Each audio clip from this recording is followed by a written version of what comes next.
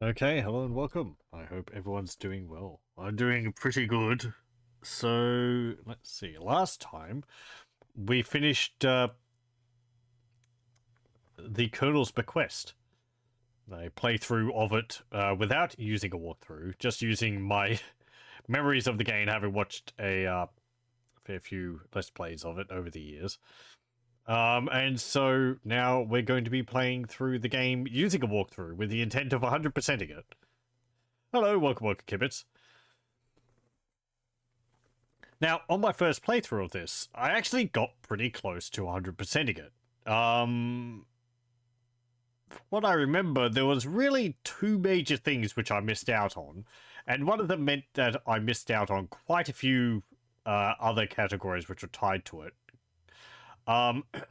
So, the smaller thing which I missed out on, which I remember, I guess actually we could reload it here. Let me just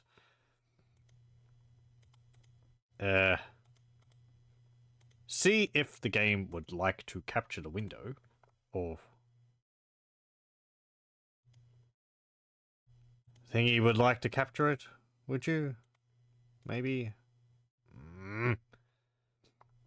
Hold on a moment.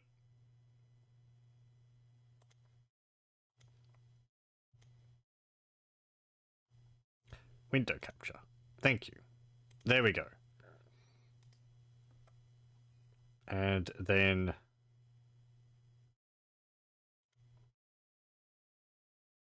fit to screen. Okay, I think that's fine.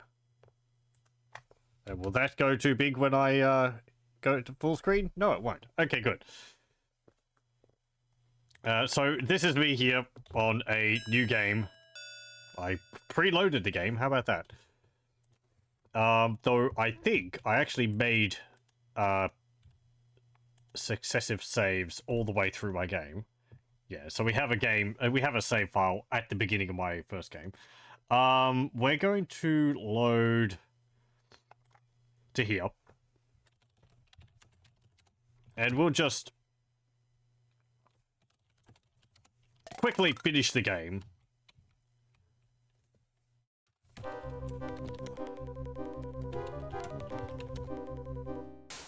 Okay. Blah, blah, blah, blah, blah. Come on. Hurry up. Hurry up.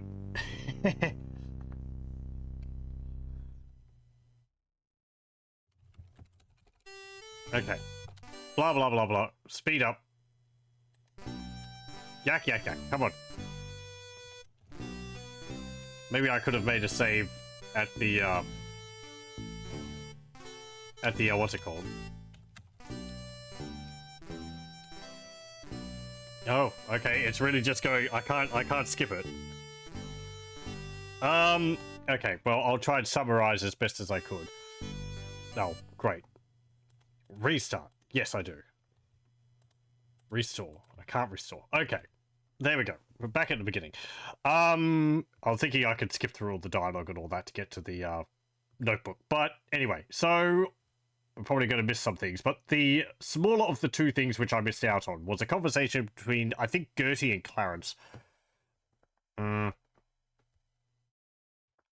Talking about something. I can't remember what exactly. And that is a conversation which you have to hear in Act 1. Because, of course, Gertie, or Gertrude, gets killed off really early on in the game. So, yeah. And it's easy to miss because I think Act 1, to advance time, all you need to do is go from here to the bathroom, see Lillian come out of the bathroom, or actually, no, I think the only thing you need to do is cross the hallway, go into Colonel Dijon's room, and see him with Fifi, and then time advances to the next part. Or I'm sorry, I think I'm getting mixed up with how this game does things, because that's just advancing time by a quarter. That's not the end of the act. This game does things in a rather complicated way, hence why I'm going to be using a walkthrough. But anyway, regardless of my failed attempts to explain things, one of the conversations I missed, or the conversation I missed, was Gertrude talking to Clarence, which you have to go listen to by going into the hidden passage. At the beginning of my playthrough, I was sort of holding off going into the secret passages. So we saw them in the bar, but I didn't listen in on them. Because, you know, I was playing through and I was fine with missing out on some things. The other thing which I missed out on, which kind of has a knock-on effect on other things which you end up missing out on, is failing to befriend a person. The person you befriend is Celie. And this has several effects, or this allows you to continue with several other entries in your notebook. One of them is finding something valuable, I think it says, or something like that. You remember we found the Bible in the chapel, and it led us to the suit of armor in the front room, which we oiled the helmet of. We found a note in there talking about the nymph on the fountain in the hedge garden. I used the valve on the shaft there and opened up a secret passage. And then when I tried to go down the secret passage, I would always fall down because it was dark. And Laura stumbles over her own feet and falls down the steps and kills herself. What you need to do here is you need to befriend Celie by finding her necklace, which I didn't know where to find that. And I forgot that you needed to do that at all. So once you befriend her, she lets you come into her house at a point in the game. And then you can get a carrot off the table in her house. You can give the carrot to Blaze, the horse, who will then won't kick you when you try to get the lantern behind him. And then you use the lantern, lighting it with some matches, which you find from Clarence's body. This was another thing which I missed in my first playthrough. I couldn't find where Clarence's body was. It can be in two locations, and I think I looked at one of them, but I guess I didn't look at the other one. And then, yeah, and going down that passage lets you find something valuable and also where the majority of bodies end up. There isn't going to be spoilers in this because, you know, I finished the game, so. That, yeah, meant that we couldn't complete that, which was a bunch of the other entries. Interestingly enough, I managed to actually get, I think, probably the hardest entry to do in the notebook, or at least maybe not the hardest to fulfill, but it's the kind of the most convoluted one to fulfill. This is people with identifying scents or something like that, and it's got 4 entries for it: Colonel Dijon, Clarence, Sparrow, Lillian, Prune, and Fifi. And it really doesn't have much of a bearing on the gameplay. It kind of feels like it was something that they were developing, but then they only had it kind of implemented by the end. Colonel Dijon and Clarence they smoke cigars, and you find a cigar butt in one of the secret rooms near the end of the game. And from that, you pick up the cigar butt, and you show it to either Dijon or Lillian, and they confirm that it's Colonel Dijon's cigar butt, which ties that smell of cigars to Colonel Dijon. Clarence... Now, I'm not sure how you... I can't remember how you clarify him. I'm going to be using a walkthrough for this, because some of the, as I just said, some of the requirements to fulfill these notebook entries is kind of convoluted. And I'm going to be using a walkthrough listed on a blog called www.benshoof.org/blog/Super-Sleuth. It is very precise. I believe it was actually compiled by someone looking through the code for the game. So it's like, this is specifically what you need to do, what the game checks for you to do in regards to these entries. Because sometimes the game is bugged and some of the entries are fulfilled by actions which aren't actually, like, they don't really make sense. And a lot of the other walkthroughs listed on other websites, you know, I guess like something like Game FAQ or whatever, above the fact that they tend to copy the walkthroughs from each other, they also have things which people thought was the case, but aren't actually the case as to how you fulfill these. I think one of them is like, at the beginning of the game, you have to go into the bathroom while Lillian is tidying herself up there, and you have to look at her twice to fulfill the, you know, oh, Lillian wears perfume thing in your journal. But no, that's not how you do that. The way it actually works for that is, let me see.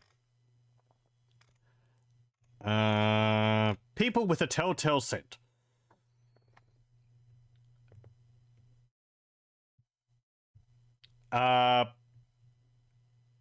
To be able to get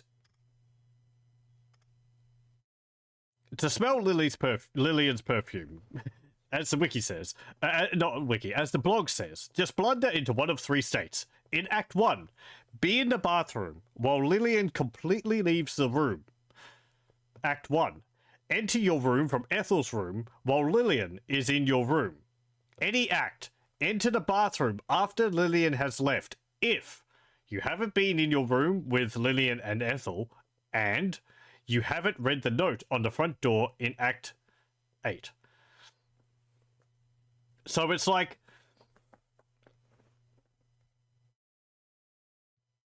you might fulfill it early, but you can't check your notebook during the gameplay, so you might fulfill it early without realizing it by just, as I did, be in the bathroom with Lillian and wait for her to leave, and then it fulfills it.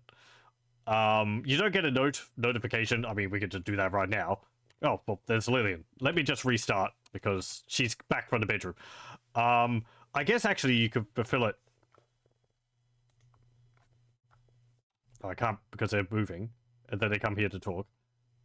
Hello, girls. Looks like you're all settled in. Oh, I haven't seen this.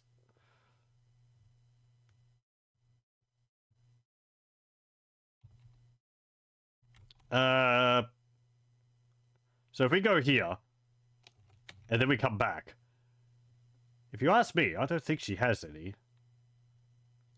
I believe now we will have fulfilled the requirement to know that Lillian has a has perfume. Enter your room from Ethel's room while Lillian is in your room. So I think that would complete the requirement for that for that entry. If I restart, yes. If we go straight to the bathroom, some of the characters, they do actually have schedules which they perform. I thought some of the characters just sort of wandered around back and forth between locations, but there's another interesting case in this, which I watched a video about it last night by a YouTube channel. Let me just check what that was. They have done 2 videos on it. They're very informative. OneShortEye has 2 videos on exposing decade-old secrets in the kernel's Bequest. Goes into some of the mechanics here, and also uses the blog, which I'm reading now, as a source for it, so it's pretty accurate. And also explains why some of these things might not have been occurring in other copies of the game. Anyway, that's getting beside the point. So fulfilling the perfume thing, we come in here, we wait for Lillian to finish up, and we wait for her to leave the bathroom. We don't have to look at her not even look at her while she's using the perfume here. This is what several of the walkthroughs say you have to do. Look at her specifically when she's using perfume. No, you just have to be in the bathroom until she leaves, and then apparently we should have fulfilled the requirement for that.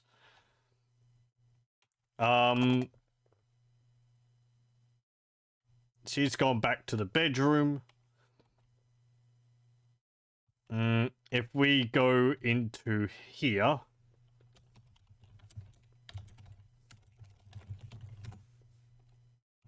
we discover a secret passage. Is this another entry in the notebook? Finding secret passages. I believe finding one of these secret passages completes the entry for all 4 of these secret passages, the 2 upstairs and the 2 downstairs. You don't have to go into each one of them individually.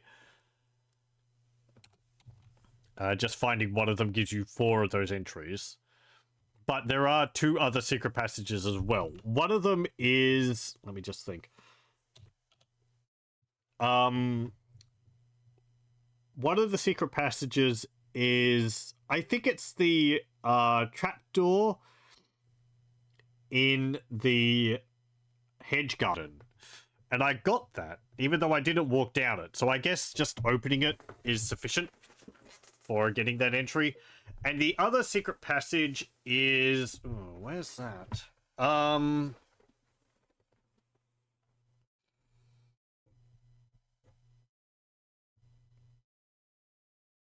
Is it the floorboard?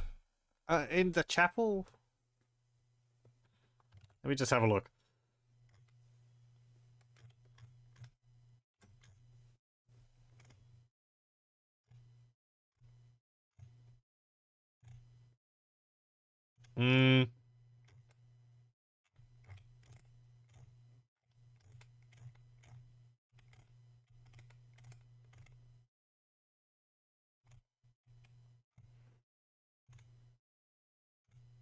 Found secret exits. Okay.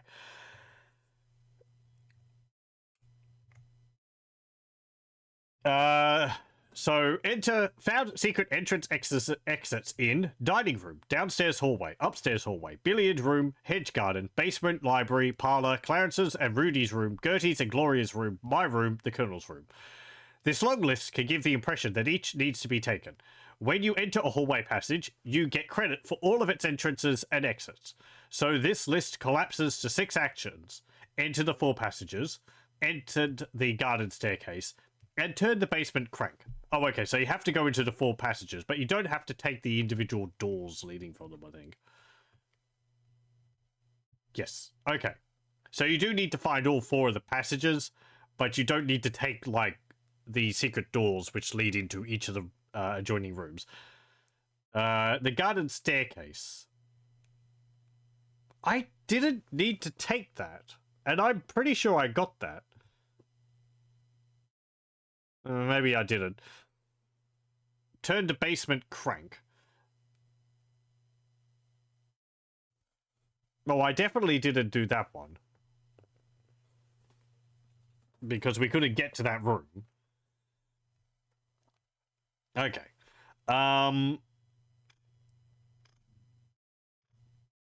Let's see. Okay, we'll go over here. And we'll look through holes. And we should see... oh, well, yeah, that's their bedroom. I need to be downstairs. Gertie isn't deserving of any of Henri's money. Why, she's not even a blood relative. What are you going to do about it, Mother? We've seen this. Well, I can certainly talk to Henri about her and those 2 brats of hers. You never change, do you, Mother? Never mind, Lillian. You and I would never agree on anything. Okay, we saw that.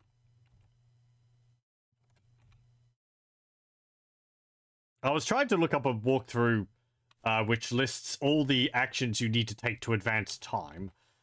I couldn't really find a definitive list of it. I found one which gives you, like, the shortest number of actions you need to perform to complete the game, which will get you the barely conscious level of sleuthometer reading at the end.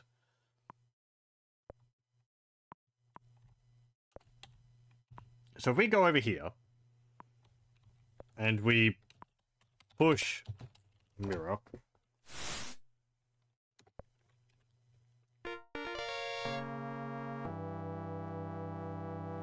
and then we look through this one,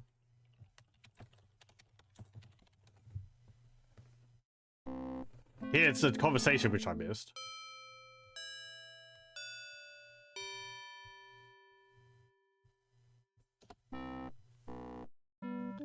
I've offered her a fair deal many times for her property along the river, but the old biddy won't sell.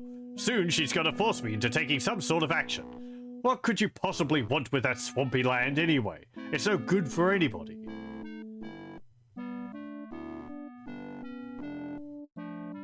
Little do you know, Gertie, my dear. Let's just say that I happen to know it's worth a great deal, and I have several rich potential investors who would back me up on any plan to exploit, develop it. Well, tell me. I've said too much already. You'll probably go and blab everything to Ethel.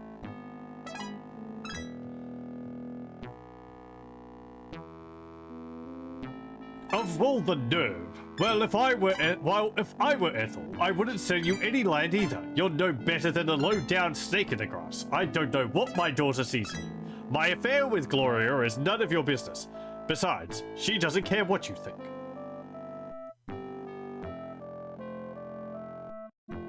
You're trying to exploit my daughter, just like you try to exploit everyone else. Well, I've got the goods on you, mister. I know about your little racehorse scam.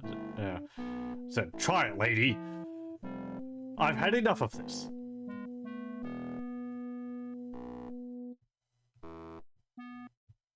Okay, so that's the conversation which we missed. I think the entry was like, person unwilling to sell something.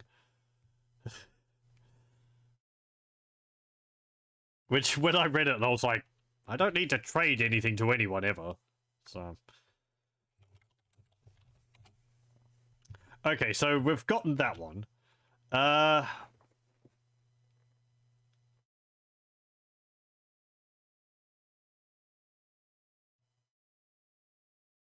Let me think.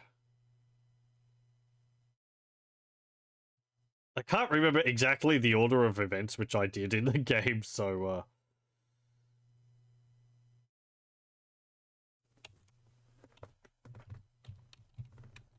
put on faster. Look through holes. Nothing of interest in dining room. Okay.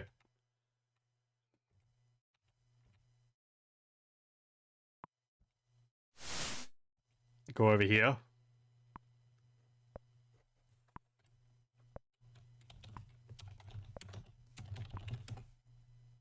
There's some interesting details in this game. I also learned from the video, in that I think if by Act 3 you haven't found any of the secret passages, one of them will actually be slightly open, so that you discover it.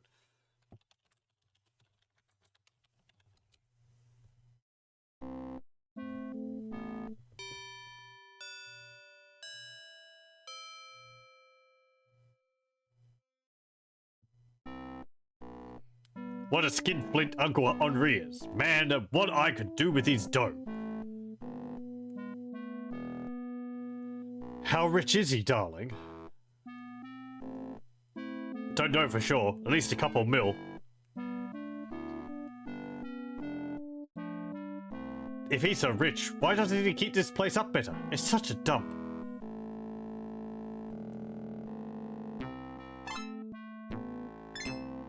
The old miser wouldn't part with a penny if he could help it. I wonder if Fifi's getting any of his money, though. I bet she's trying to anyway. Why, she's practically has him round around her little finger. Darling, it's disgusting. Speaking of disgusting, what are you going to do about Clarence?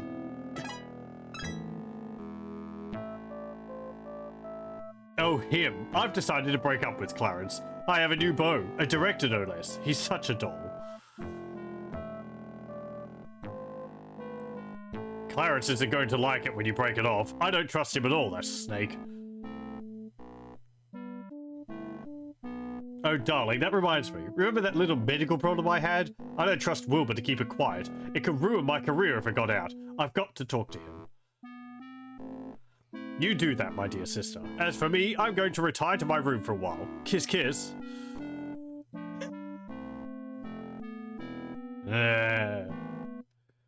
Okay. A couple mil, well, they could buy a rundown apartment somewhere. Even with inflation, even with inflation changes from 1925 to now. See, anything in here? The doctor is alone, reading a magazine.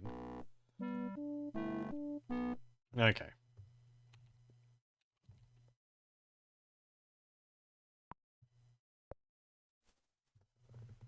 Let me make another save. Kind of don't want to save over the game. Has anyone died in this game so far? No, not yet. We just restarted because I planned on 100%ing it. This must be the library. You see many books of various and sundry topics displayed in bookcases. Blah blah blah. Here's Gertie talking to Wilbur. I want to warn you, Wilbur. Don't you dare go spilling the beans on me. I wouldn't do a thing like that, sweetie pie.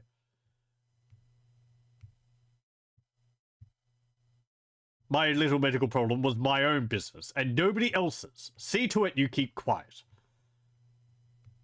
Sure thing, whatever you say. Fine.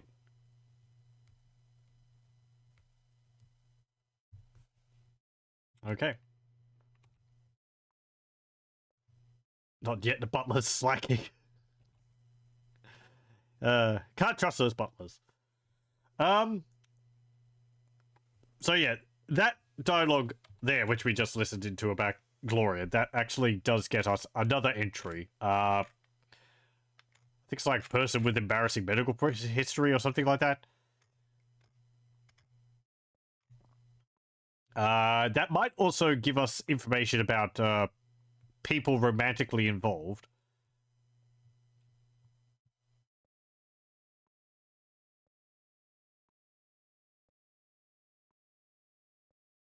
Yes. This one's actually rather funny. So, people romantically involved. Colonel Dijon, Gloria Swansong, Clarence Sparrow, Jeeves and Fifi.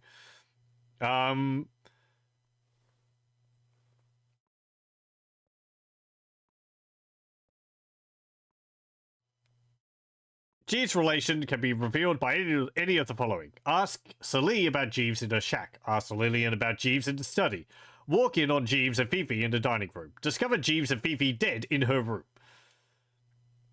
Gloria and Clarence's involvement, along with Gloria's wish to end an affair, takes one of the following. Act 1. Spy on Gloria and Rudy in the billiards room. That's what we just did. Act 1. Spy on the empty billiards room. Act 2. Spy on Clarence and Gloria in the billiards room. Act 3. Spy on Clarence and Rudy in their room. So yeah, Act 2 would be Gloria actually breaking up with Clarence, and then Act 3 would be Rudy warning Clarence away from Gloria. And apparently there's a scripting bug where, yeah, if you just look on the billiards room when it's empty, you fulfill that requirement. Has embarrassing medical history. Gloria Swansong.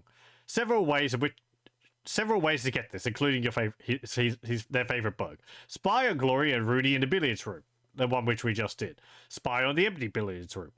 Walk in on Gloria arguing with Wilbur in the library. We didn't have to look through the holes in the portrait for that. We just had to be in the room when Gloria goes in. Act 2. Ask Wilbur about Gloria in the dining room of the library. Didn't realize you could ask Wilbur just about that.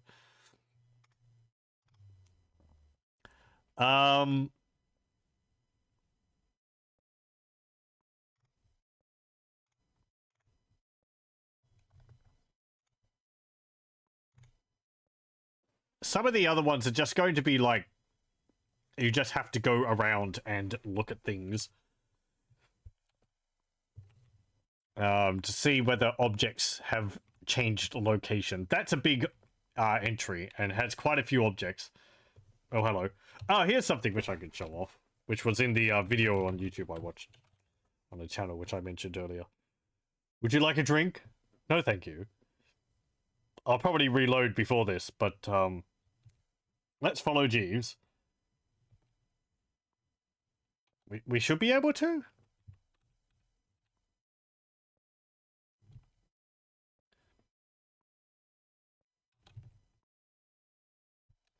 He comes into some of the rooms.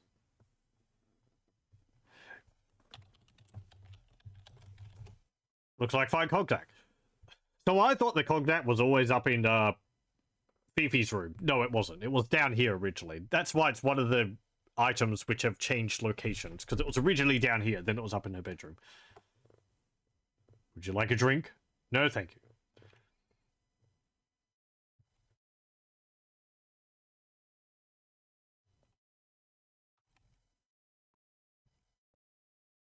Okay, and if we go over here, he might show up here.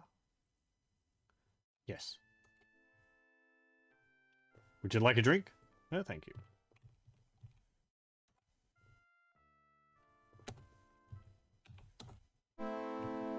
Okay.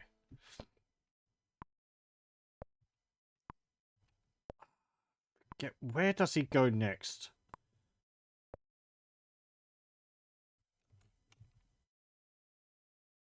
Is he in the kitchen?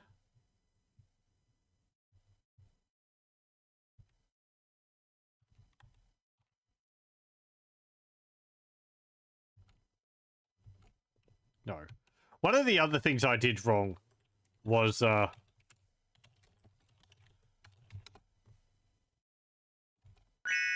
this bone. I gave it directly to the dog, which you do need to do, but not right now.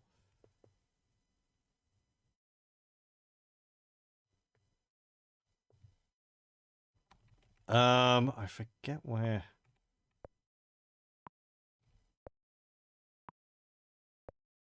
The butler's gone.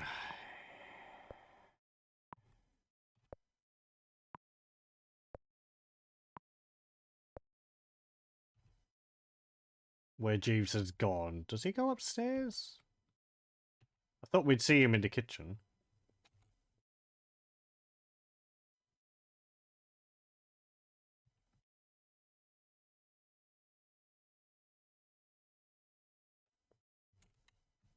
Okay. Okay. Anyway, I'm gonna reload.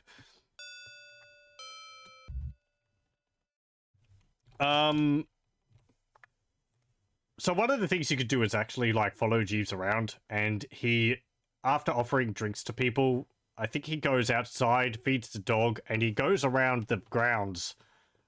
I think to light candles in the chapel, and then he goes into the cellar, and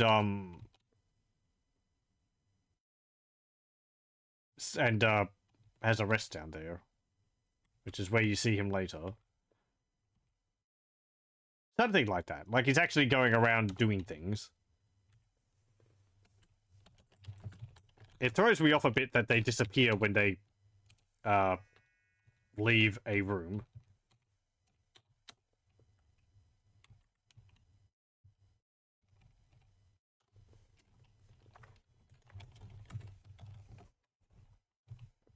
Okay.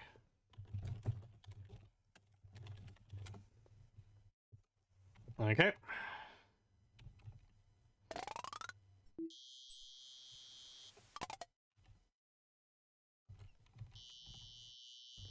There's doghouse. See, I did this, and it was like, oh, the doghouse is empty. And then later on, when Beauregard's actually in there, you can't look in there because it's full of dog. So that's where Celise's necklace is. But that's why you need the bone, because you entice Beauregard out with the bone, and then you can search it while he, after he's hopped out. And then you find the necklace. Because it's not in... The necklace isn't in there now. It's only in there later. Which is a little annoying. Because you might check it early on and be like, oh, well, there's nothing in there.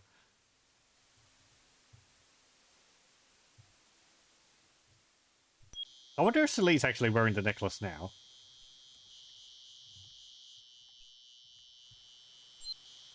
We can read the Bible. You can see the candles up there aren't lit.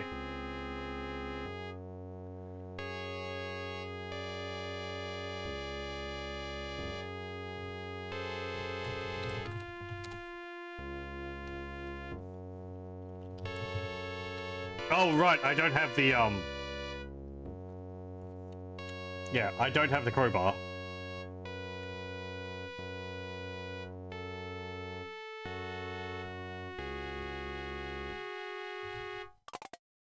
Where is the crowbar? That's in the...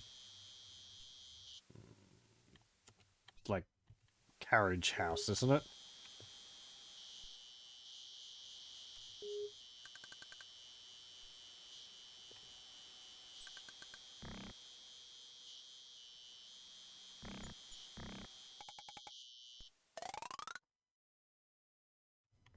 Okay.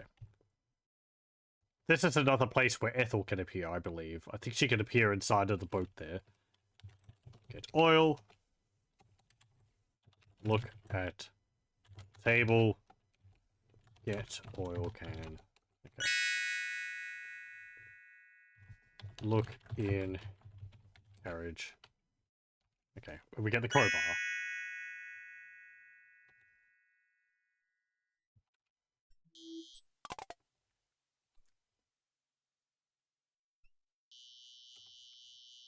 Oh yeah, another thing Jeeves does is he comes over here and actually feeds the horse.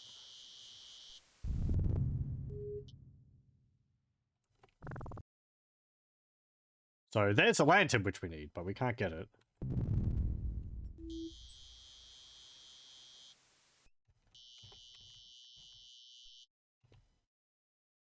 There's an interest. What I was saying earlier on in that some events in the game wouldn't work or were different when people were originally playing this is because it seems like really early on people managed to crack the game so that you didn't have to get around the copy protection. And the way they did this was that they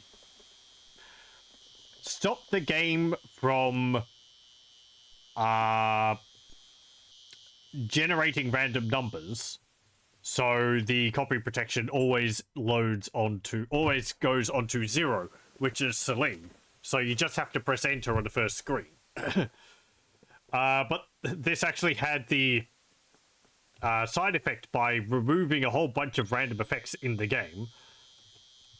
Things like, well, lightning striking in the sky, which happens at different intervals. The chandelier shaking in the house. As well as, I believe, the locations where the different people can show up when they're murdered. That's all fixed in this version from GOG. Scum BM actually fixed it, so... It doesn't actually affect any of the requirements for 100% in the game. It's just little random events which make things a bit more interesting.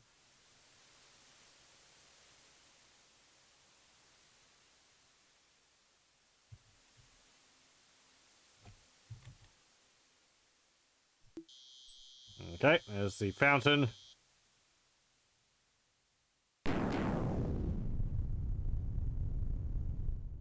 There's Sally's hut. And the chickens. I think another thing that lack of randomness affected in the game was making the characters fidget all the time, because they're like idle animations are attached to a random timer. But with the timer always on 0, they'd always be like wiggling around and doing things, because it would always be coming back and saying, yes, perform this animation.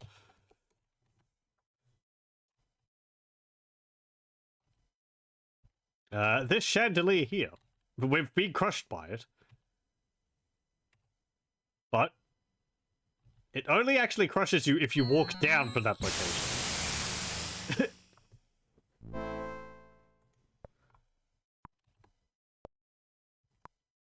If you walk up through the center,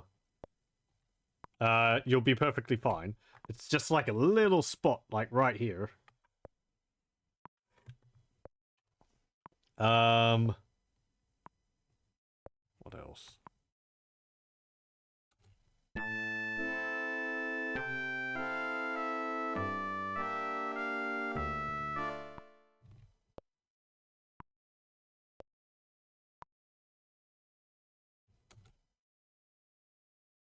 I guess we could see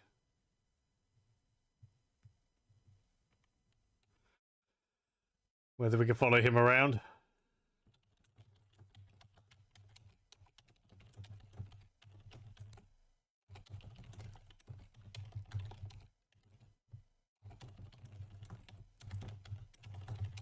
I should be performing every action I can.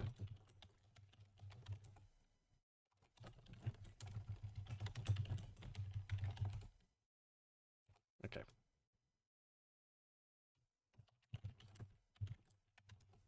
That's a big cigar.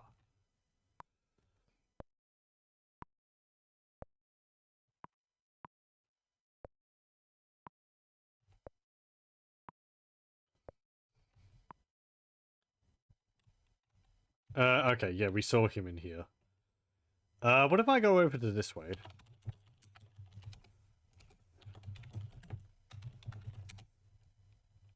Okay.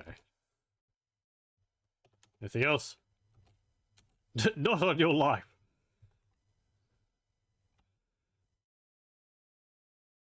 Okay. There's a Colonel's study. Look at case. We have to look at that so that we note that the Derringer is in there. And then we need to look at this cabinet back here to note that the weapons are in there. Look in cabinet.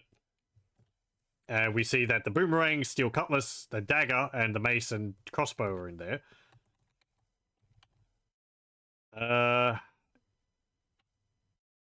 Don't think there's anything else we need to do in here now.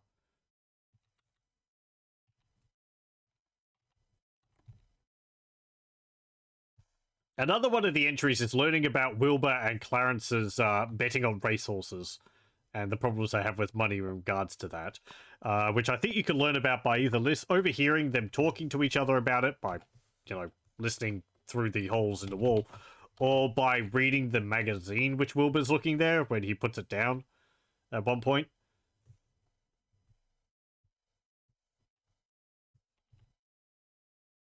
But that's something you have to do later on. Okay. Oh yeah, another neat detail I learned from the YouTube video. If you look at this pot, smell of coffee permeates the room from the bubbling pot. The coffee in the pot actually decreases and goes cold as the game continues. No one there.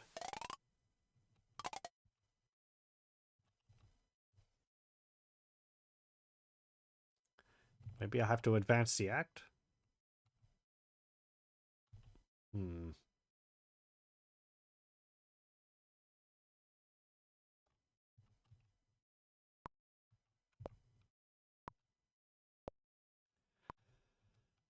Let me just go upstairs.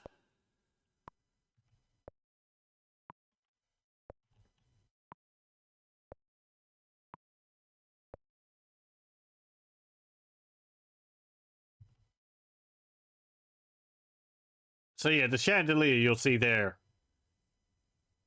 it will shake occasionally at some point. But that's again, that's also on a random timer, so it won't happen all the time. It's not supposed to.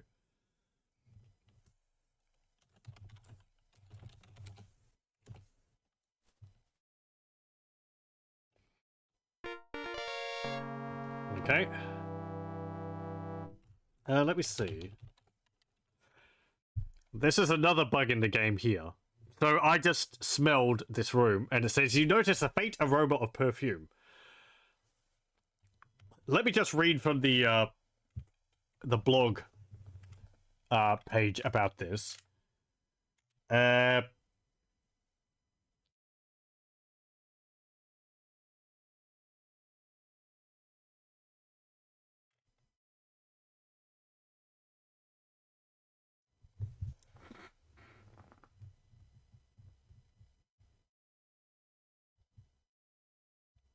Okay. After Lillian leaves the Colonel's room in Act 5, a perfume scent appears in the secret passages and remains there until Act 6. A perfume message appears the first time you enter any passage during this period. The message also appears if you happen to be in a passage when their conversation timer expires. Either way, when the perfume message automatically appears, you get credit for smelling perfume. So what's the problem? The problem is the smell command. You expect a game that emphasizes odor to use this. What is your nose telling you about the crime site is even a sleuthometer hint. Instead, smell only repeats the automatic messages you've already received. Otherwise, it responds with the generic sniff sniff. At least, that's how it's supposed to work. Someone blew it. When smell tests to see if you've already triggered a perfume message, it does so backwards. Type smell in a passage before the perfume appears, and the game says you smell perfume, which you don't. Type it after you actually do, and it says sniff sniff. Despite the assuring message, you receive no credit from premature inhalation. So, yeah, the message which we got then, which we get here, because I typed smell, that actually is wrong. It's actually the other way around. We don't smell anything here currently, though later on when you see Lillian confront Dijon in his room, you will get the message automatically when you walk in, and that's fine. So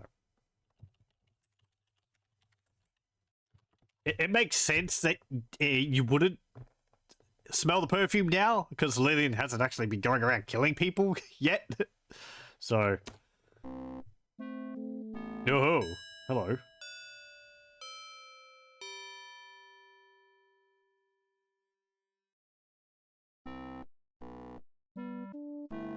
Oh, mon ami, I find it difficult to refuse you. I am so attracted to you. Well, I was quite a blade in my younger days. Ooh la la, I can tell, Henri. I can tell.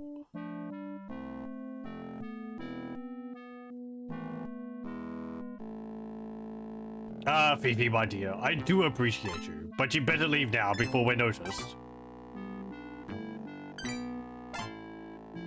If you say so, Henri. Au revoir, mon chéri. Okay.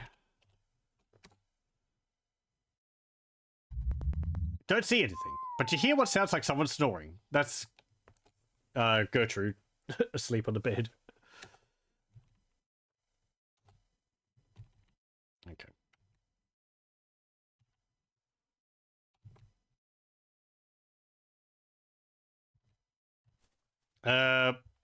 So I guess you could actually either walk in on them in this room, or you can be in the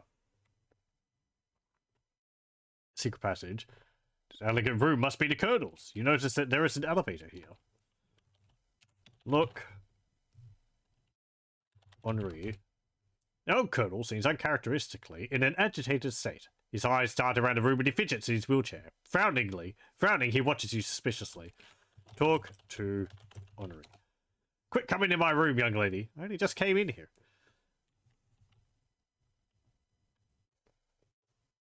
I'm just going to walk right past you, ignore you, and go into here. It doesn't appear that this room has been used in a long time. However, it currently seems to be the guest room of Dr. Wilbur Seafields. The characters are actually named after real people.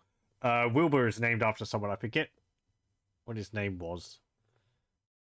Fields? Wilbur C. Fields or something, I think. Mostly actors. From, like, silent black and white film era. Colonel Dijon is, of course, a reference to Colonel Mustard from the Cluedo games, or Clue. Um, Gloria Swan Song is named after someone else. Gloria Swanson, I think. Another actor. Lillian's appearance might be based off of another actor. But I'm not good with actors, especially not from movies of a time period which I should keep watching more films from, but I really haven't. So, look at bag. It's Dr. Feel's bag. Look in bag. Since it belongs to Dr. Feels, you should leave it alone. Okay. Never mind then. We just have to note that the bag is there.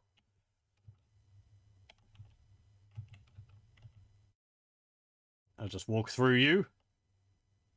I can't do anything with the elevator right now because the colonel's right there. Do I go into here?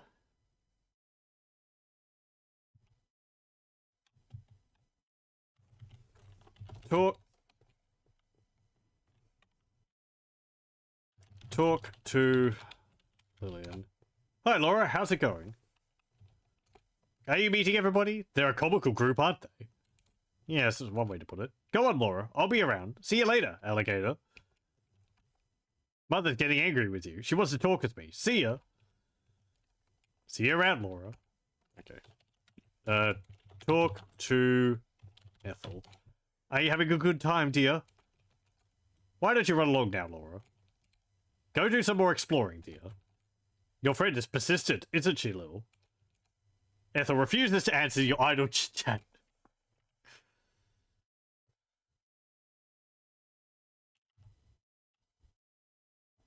I don't think there's anything for you to do in here. This is just Ethel's room.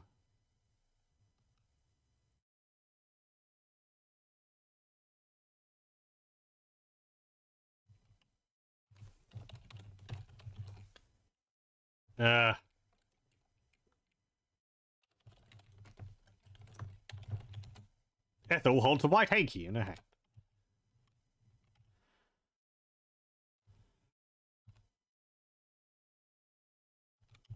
What about in here? It's Rudy. Talk to Rudy. Oh, it's you, Laura. How's tricks? You're a swell kid, Laura, but I'd like to be alone now. Get it? Beat it. Rudy doesn't answer you as he continues to drink. Look at glass. You think it's bourbon? Okay.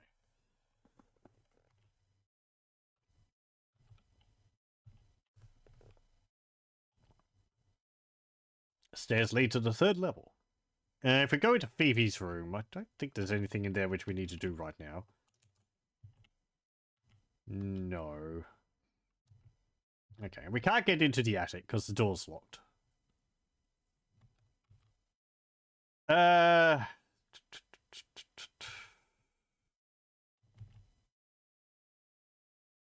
me see. Is it still Act 1? I can't remember. Time. Act. Okay.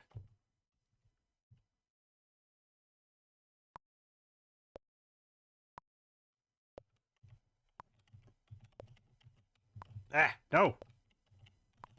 I find I get stuck on the wall down there. You have to, like, just walk left. And then diagonal. Because they're using the numpad to get down the stairs, but I think that makes it a bit more difficult than just using the arrow keys. Let's go to the kitchen.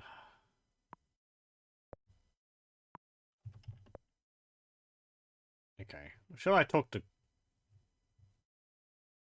Gloria? No, we'll have time in the future.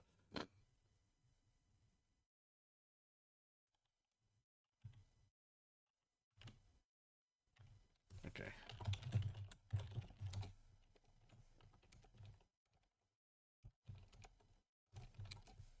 Okay. Fine. Never mind.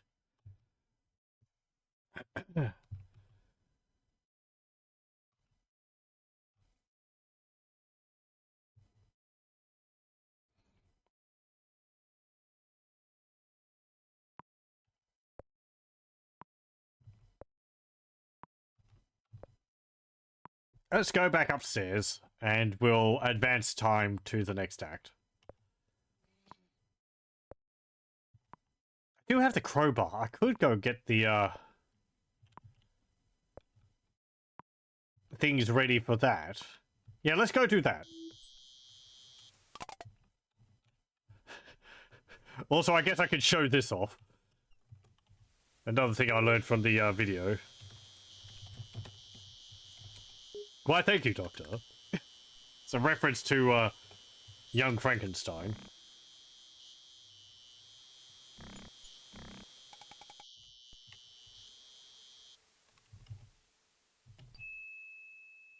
Which actually makes me wonder if there's another reference to it in here.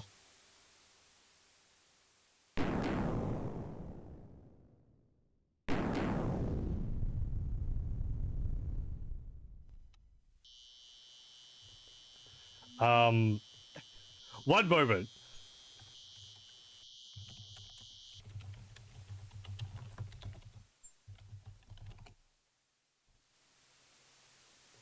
Okay.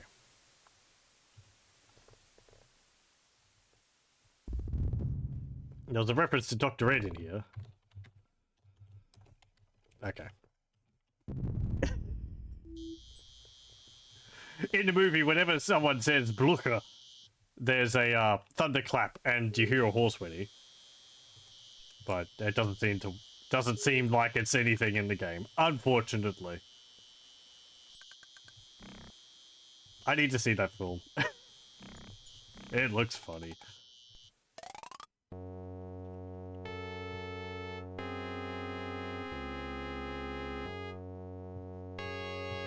Use crowbar on floorboard. Open floorboard with crowbar. There we go. Look in niche.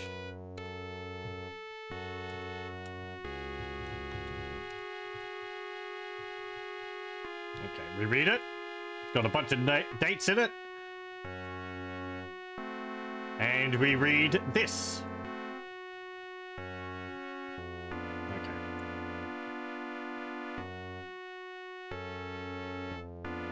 Oh, we can't actually do much more with this. That's fine. Because we need to ring the bell. But, I don't have the cane.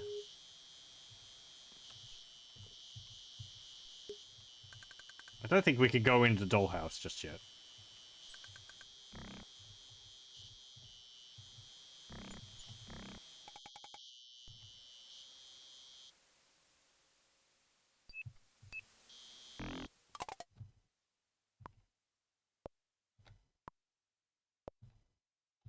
Yeah, we'll go ask. Talk to Laura. More in the mood to listen to music. Okay.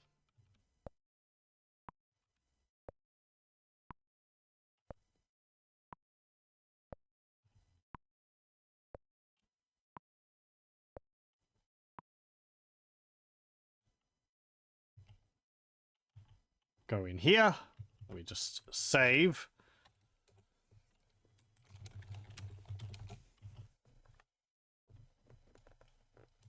Okay. We see that Gertrude is asleep on the bed. Talk to Gertrude. Trying to rest has been long. Okay. Wake up. Good. Gertie's tired. Leave her alone. Okay, fine. We'll just leave. Oh, hang on. Did something happen in here? Dun dun dun! Is that cigar smoke you smell?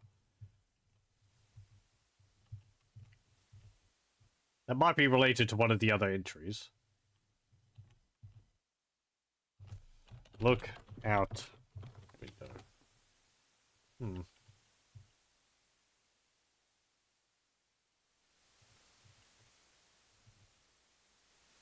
I like the fact that you can hear the wind when the window is open.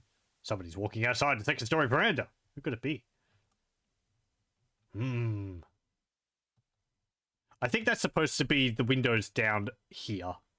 over the front door of the house. Oh, hello. Almost missed that. Get hanky. Okay. Look. Hanky. Yep. That's a hanky, alright.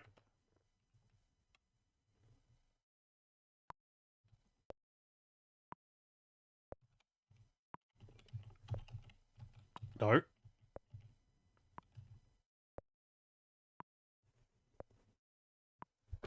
Okay. Yes, yes, yes.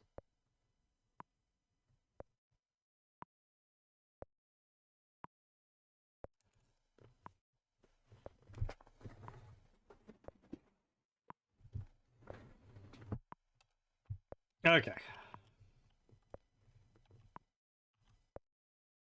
Hmm.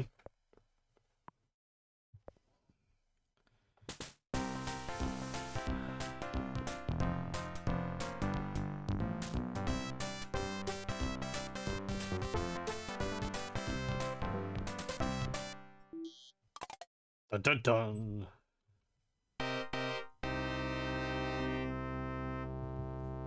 Look at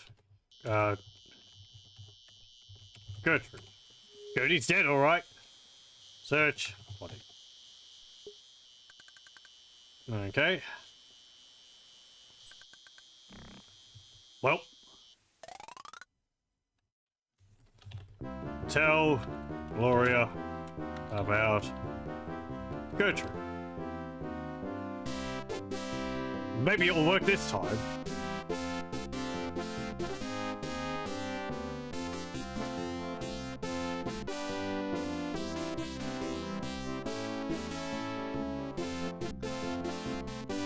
Nope.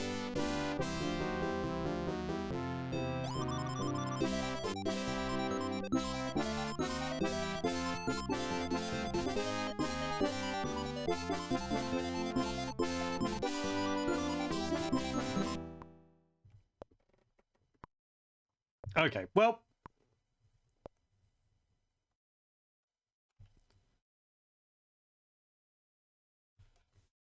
Show Ethel. Thank you. Doesn't even look at it. Okay. Talk to Ethel. More interested in Parrot. Okay.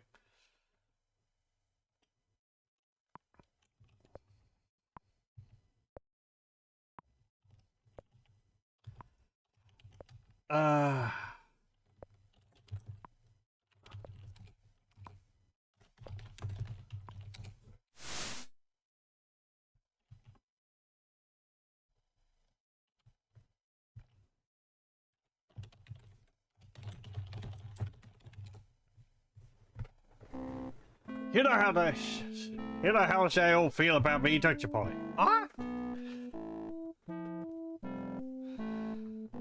I don't care what they say, especially Gertie and that conniving daughter of hers. I should go have another drink. Okay, Polly? Have a drink.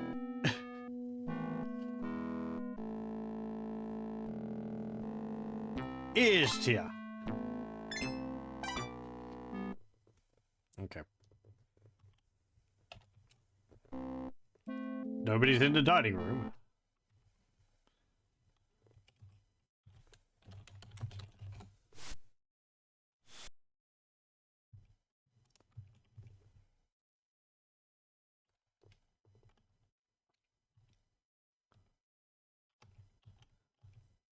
Ah, here we go.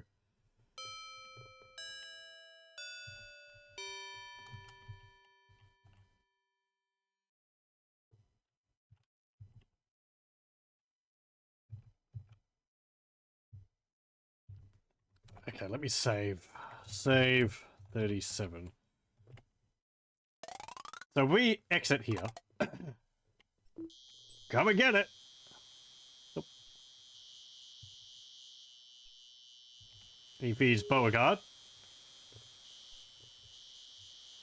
who then hops into his kennel, and we can go down here. You're standing at the east side. There goes Jeeves.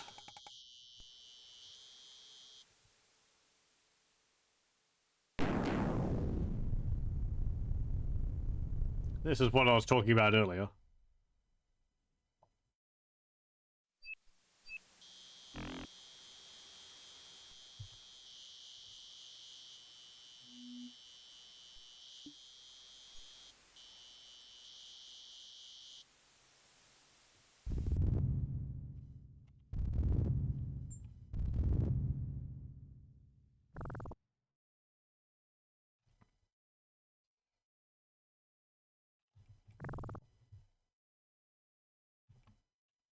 Feeds the horse.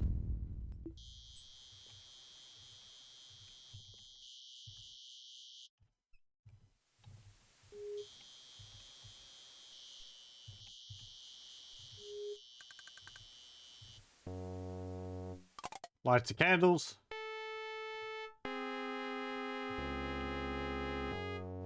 Though I don't think the candles stay lit.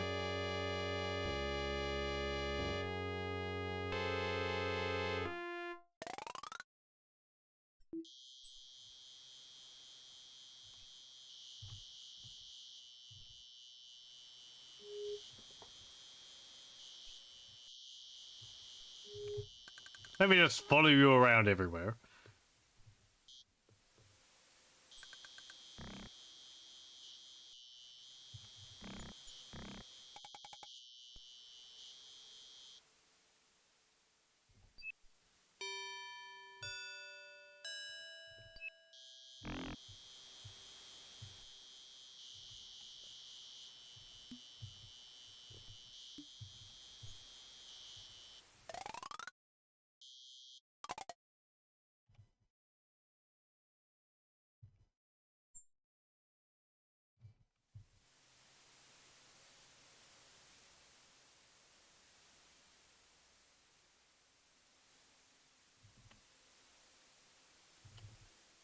Oh, did we miss him walking the rest of the way?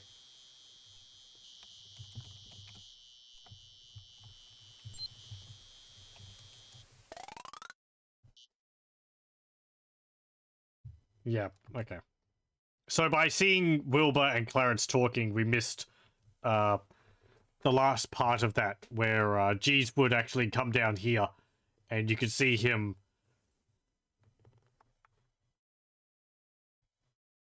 I think he put something away in the drawer here, and then he goes and tidies up at the table at his sink.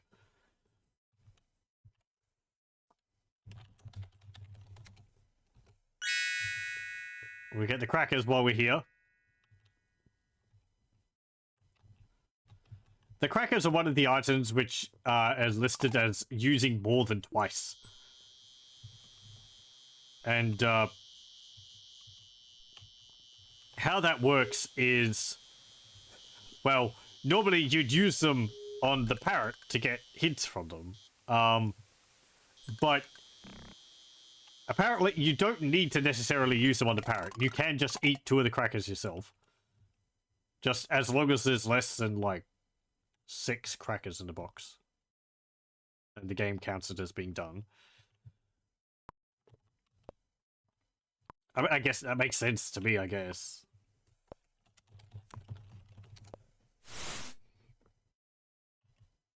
Oh, hang on.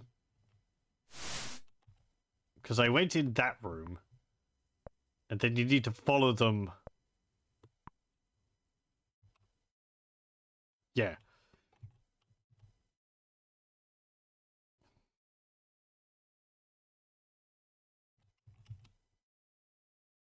Oh, they're not there. I guess if you don't follow them directly, maybe they're already in the dining room. Because normally you'd follow them through the doors and they'd say, there's no privacy here, let's go to the next room. Or something. And then you follow them again and they go, let's just go to the dining room.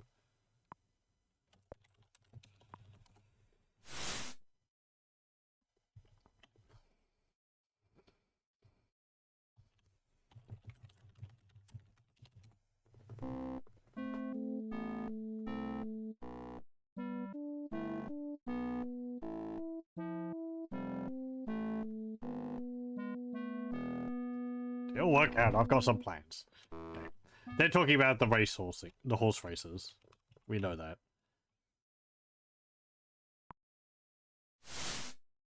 Do I want to check in this behind this clock? I think so. Push clock. Nope. Okay.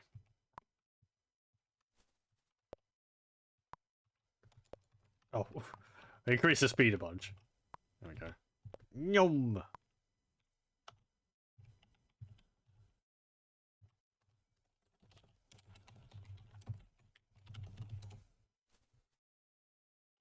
Nothing there.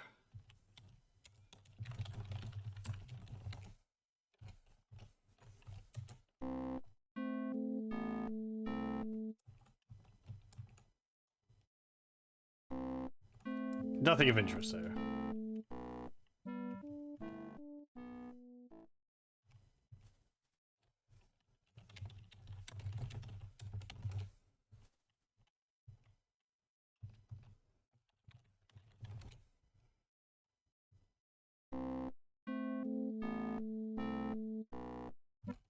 Okay.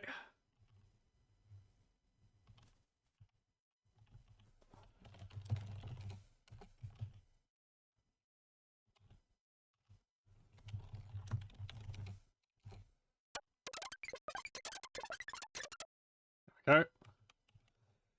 You don't have to do that. Da da da da.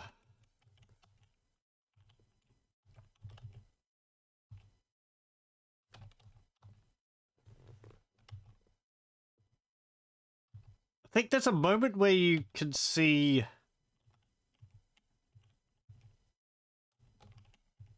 Yeah, here we go.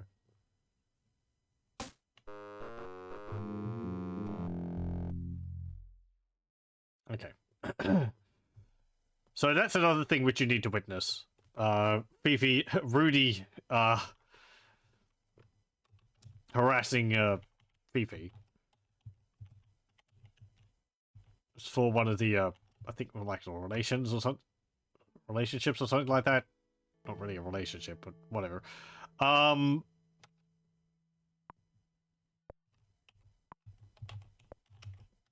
don't think I saw... I'm looking for the cane in the, secret room, but it doesn't look like it's there. Not yet, at least, anyway.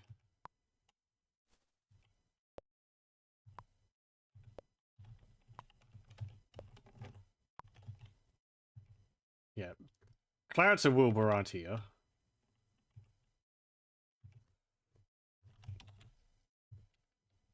Okay. Talk to Lillian. What you want, Laura? Finding everything okay? Do you mind? I'd like to talk to Celie. Ask about Gloria. Ask Lillian.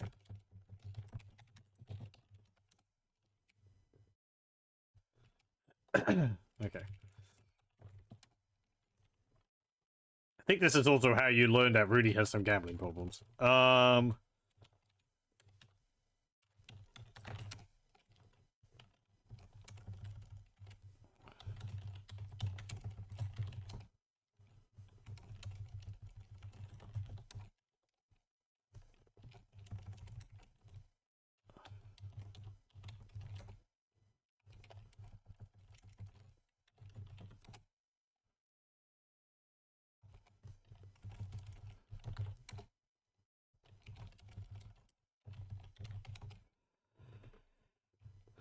Ooh, I noticed him making eyes at Fifi. I wonder if Uncle Henri knows about this. I think that's also how you... That might be how you learn about, Jeeves and Fifi having a relationship with each other.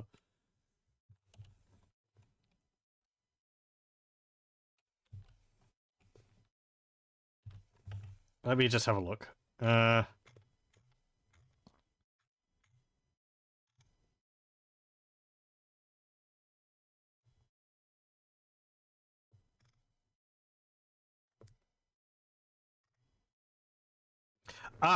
Okay. When we just went to Fifi's room, when she's at her desk, looking at a mirror, that's also when you learn, the smell of Fifi's perfume. Act 2. Enter Fifi's room after she leaves Rudy's room. Act 5 is also another time. Enter Fifi's room to see her change into a gown. There's no commands to type and no messages that mention perfume in the room. So we've got Fifi and Lillian's perfume sense now, I believe. We should have the Colonel's...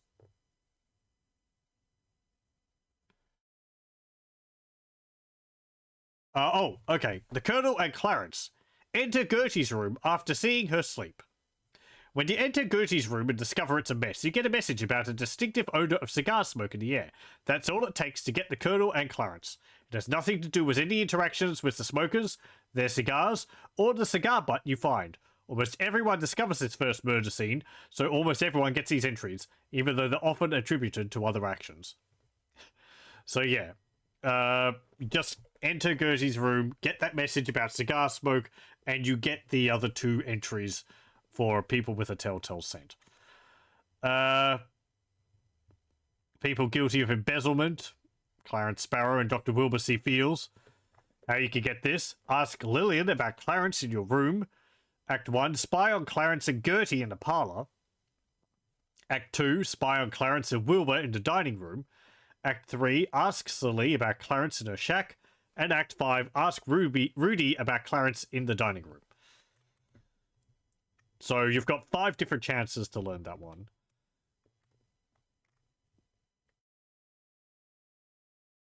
Let's see. People with gambling habits. Rudy DeJohn, Clarence Sparrow, Dr. Wilbur C. Fields. Rudy's can be learned by Act 1, asking Ethel about Rudy in her room or yours. Act 4, ask Celie about Rudy in her shack. Act 4... Does it mean Act 3? Sorry, the blog has 4 I's, and then it's got an IV. So, I don't know. Act 4, ask Lillian about Rudy in the study. Act 5, ask Clarence about Rudy in the parlor. And Act 2, ask Wilbur about horses in the library or dining room.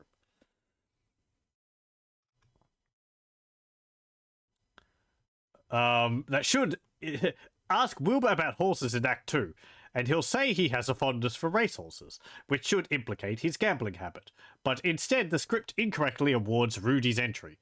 In Act 1, neither entry is awarded because the question is interpreted as asking about the Colonel's horse Blaze. The game's parser doesn't recognize the plot point racehorse, and racehorse, without a space, is a synonym for horse, so you're stuck asking ambiguously. Presumably this only works in Act 2, because that's when Wilbur and Clarence argue about racehorses. But script inconsistencies are a theme, so who knows?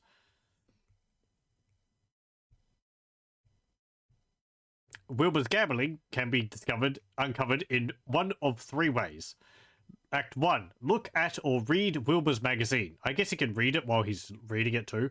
Act 2, look at, but not read, Wilbur's magazine. Act 2, spy on Wilbur and Clarence in the dining room.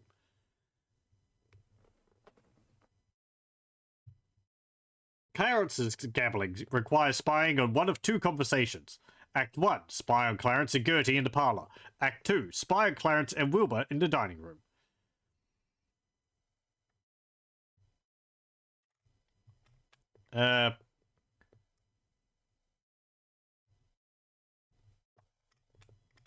Blah, blah, blah.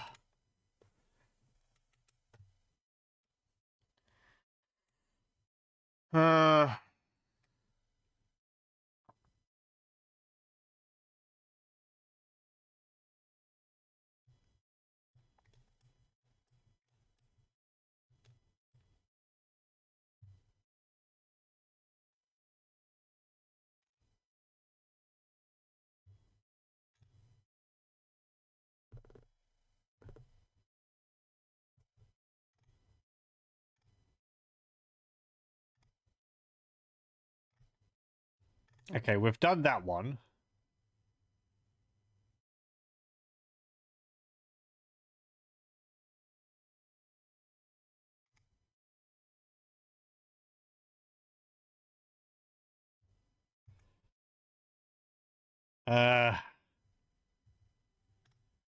Okay, and then we have to advance things to Act 3. for the next part. Can I do this now? Let me see. Save 38. Give bone to dog. Okay. Look in doghouse. You peer in the dark interior of the doghouse and look around. What's this? Why, it looks like a necklace, a small amethyst and quartz stones.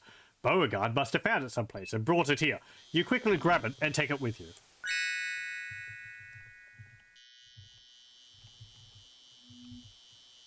So yeah, I looked in the doghouse earlier, but I didn't see anything.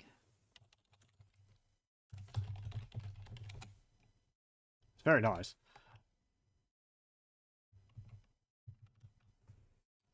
Ask silly about necklace. Wouldn't know about that. Okay. Give necklace to silly. My necklace! I was wondering where it got to. Well, Missy Laura, thank you. Okay. Good. And that's, we made a friend. Ask silly about Ethel. Don't have any opinion about her. Gloria. Okay. Never mind. Talk to silly. I'm busy. Go on with you now. Okay.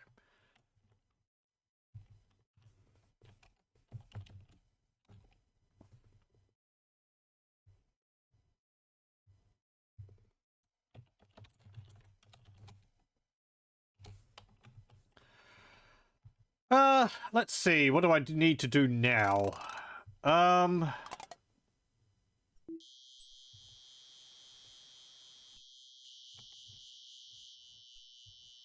To advance it to Act 3...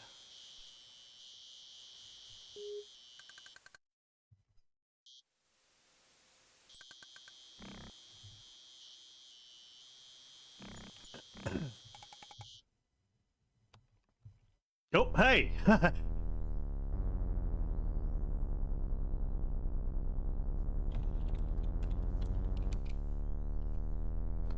I was just wondering whether I would go back and forth in this screen to see whether I could get that Easter egg to occur.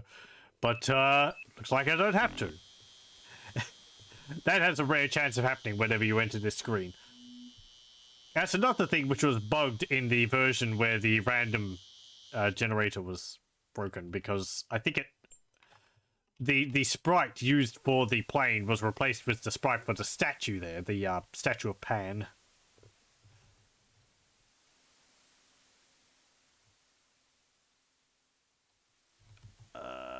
I need to go to...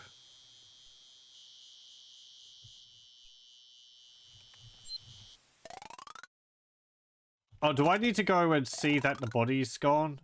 Did I not do that?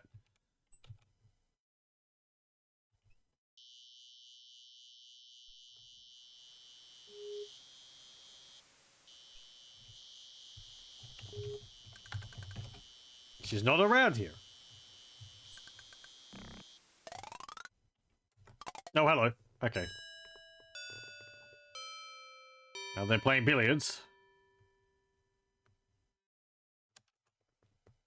Everything all right, Gloria? I suppose, darling. Let's just get on with the game.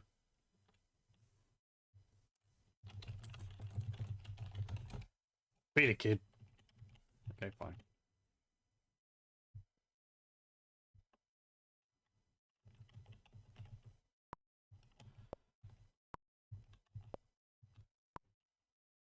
Push. Clock.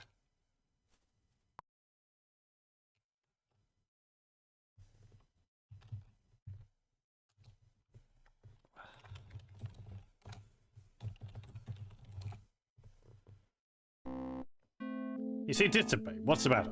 This is them breaking up. We'll skip that, because I've seen it. Now it's Act 3. Okay.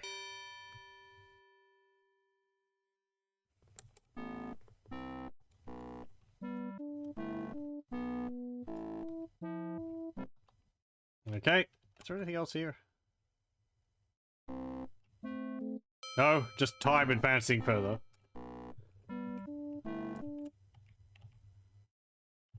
Okay.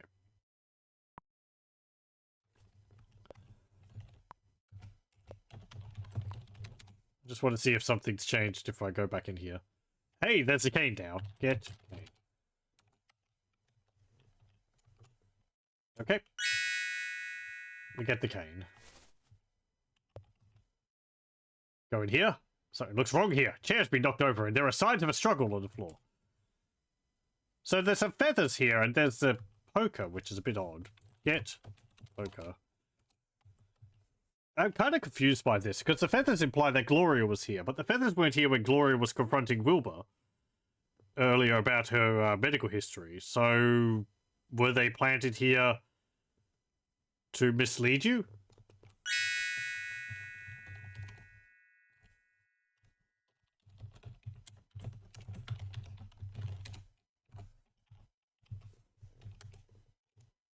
Okay.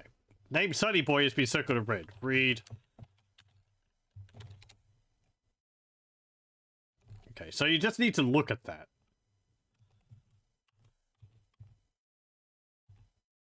Anything changed in here? Don't think so.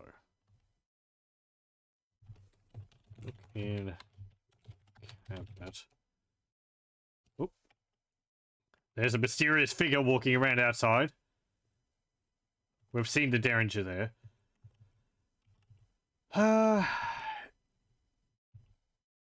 Is Wilbur the next person who's died?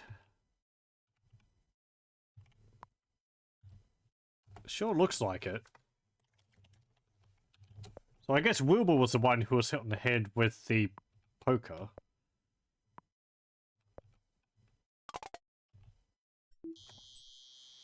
That means he is either in the racehorse's stable, or he could be in the chapel. We'll have a look at the chapel first. There we go. They might actually show up. I don't know whether they show up in the first place you look.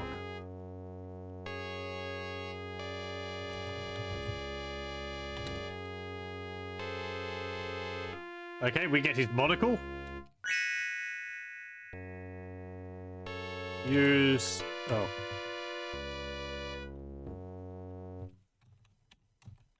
Let me just turn off the volume. Look at poker with monocle. You see blood on the poker. Look at hanky with monocle. You see EP, Ethel Prune in one corner with white lace trim. This is another thing you need to do. You need to closely examine a number of items in the game. So we have the poker and the handkerchief. I don't think you need to examine the cane closely, or the oil can. Oh yeah, I've got 7 crackers. Eat. Cracker. Eat. Cracker. Quite tasty. Quite tasty. That should fulfill the requirement of,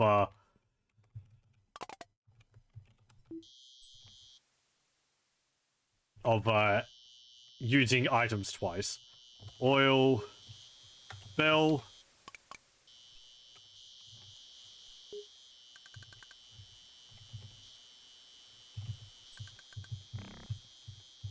Oh. There's another secret. Oh, hello, there's Ethel.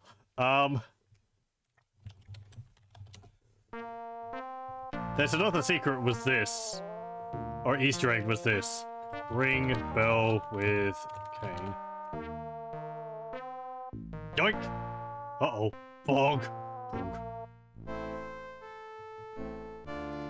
Where's the Easter egg, you say? Well, a random chance that it can happen.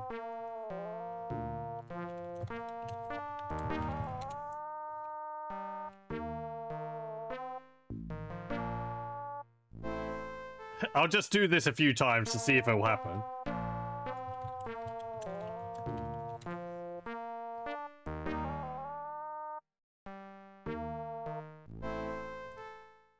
I forget how small the chance is.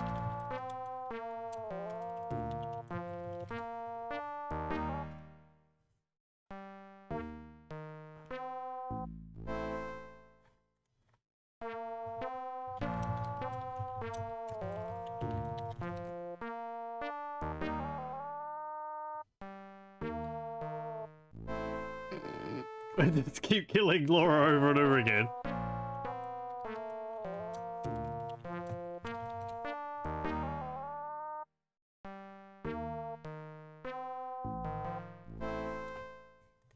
Like 3 more times.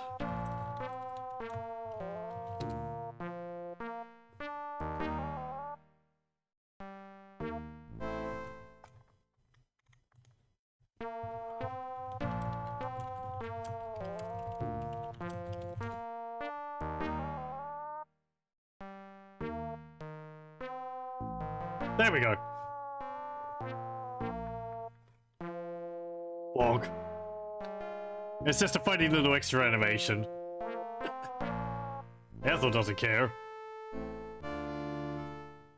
So yeah, again in the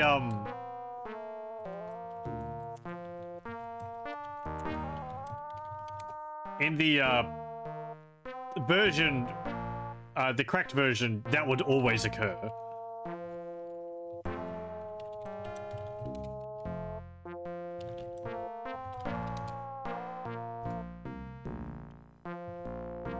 Okay, bye! Take your warbly music with you.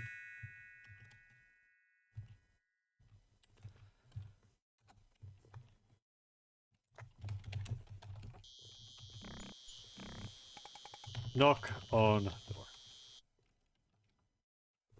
That you, Laura? Come in and join me. You're inside a leaky old playhouse.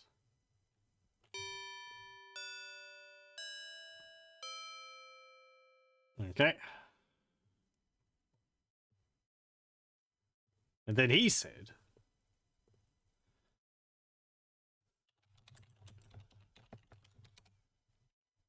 Huh? What are you doing here, Laura? I just knocked on the door. Kind of busy right now. I have to finish the story. Hush, Laura. You're interrupting us. Retreated into her book again. She doesn't answer you. Okay, fine. Bye.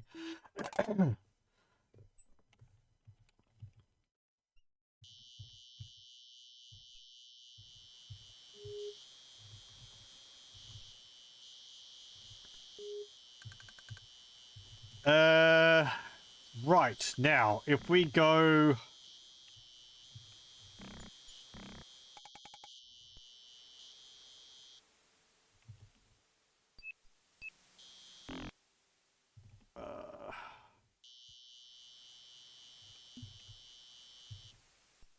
Is Celine in her hut? House? Knock on door. Nice to see you again, Missy Laura. Won't you come in? Thank you. Celine's place looks quite cozy and comfortable. She's managed to make a home out of a little old shack. It's very nice. If you'd want, you can sit and spell and we'll visit. Okay, thank you. There's new content. Didn't see this in the last playthrough. Sit. Talk to Celine. I want to thank you for bringing back my healing necklace. I've been feeling kind of poorly lately. I know you've never been here before, but you like a good story? Let me tell you an old tale around these parts. A long time ago, right before the Civil War, this place was a bustling sugarcane plantation. But during the war, this place was ruined and the owners killed. They had a daughter, Sarah, who was away at school during all the trouble, and folks around here say that they hid the family jewels somewhere on this here property for her to someday find. She never did, though. Not long afterwards, the poor girl died of a terrible fever. They say Sarah haunts the old graveyard, like she's still looking for the missing treasure. Of course, it's just a story. Folks around here like to believe it, but I ain't never seen nothing, except... Nah, it wasn't anything. Okay, we have seen a ghost in the graveyard. Random chance of it showing up. Be mighty careful walking around out here if I were you, Missy Laura. Okay. Ask about... Lillian. Poor Missy Lillian. That girl's had her troubles. I don't want to talk too much, but her daddy's suicide hit the poor little thing hard, and then to have her mama cause Mama care more about her liquor than her own daughter. Oh, it was sad, all right. Rudy. I saw nothing but trouble with him. He fritters away his life in those drinking establishments, taken up with all kind of women, and spends all his money at the gambling tables. Why, I hear he's up to his ears in gambling debts. Okay, we'll learn about that from there. Clarence. Clarence. I think he's took a lot of Colonel Henri's money over the years. I don't know why I think that. I just do. Wilbur. I don't trust that doctor around Colonel Henri. Don't know much about him, but he doesn't seem right in the head to me. Fifi. Fifi's a real conniver, alright. She knows what she wants, and she'll use any means to get it. I mean, any means. Jeeves is hard to figure. I think him and Fifi could be up to something, since I've seen them weekend and blowing kisses at each other. Okay? That's how you can learn about their relationship. Henri. Colonel Henri's a knife-nuff man. All he wants to be is left alone. Dog. He's a good old dog. Horse. Colonel Henri thinks a lot of that old horse. He told me once that Blaze saved his life in the Spanish-American War. Gloria. Missy Gloria ain't much different from her mama. Just younger is all. Gertrude. She don't care nothing about Colonel Henri. All she cares about is money. It's just the same as with her poor dead husband. I think that's pretty much everyone. Ethel. Most of Miss Ethel's troubles started when her husband killed himself about 17 years ago. Lordy, that was a messy business. After that, Miss Ethel sort of fell apart and started in on her drinking. Very unfortunate. Ask about Sully. Don't need to know nothing about me. Okay, fine. Stand. Well, thank you for the information. Can I get that carrot behind you, please? Look at table. A single carrot on the kitchen table captures your attention.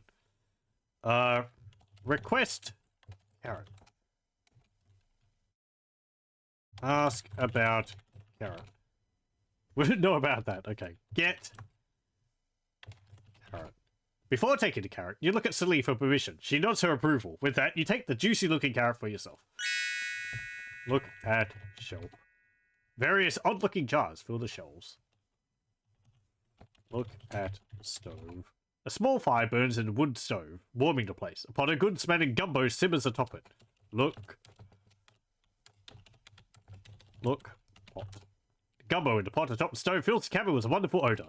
Eat gumbo. You're not hungry for gumbo, even though it smells so good. Look. Logs. Pile of wood waits by the wood stove. Look. Bed. Look. Bed. An old quilt covers Celie's small bed. Look. Window. Tattered curtains cover the windows. Look. Carpet. 2 rag rugs lie on the wooden floor. Look. Painting. That's a nice picture. Look. Mirror. Small mirror hangs on the wall above the dresser. Look. Dresser. Small dresser rests in the corner. Look. Celie. Celie is the Colonel's cook. She's an overweight black lady who, on the surface, seems to be distant and unfriendly. However, you sense that she's probably a very nice person just minding her own business. You have heard that Celie practices voodoo, and you wonder about this. Okay. Nope, okay. Bye. Thank you. I got my carrot. Now we can actually continue with the treasure hunt.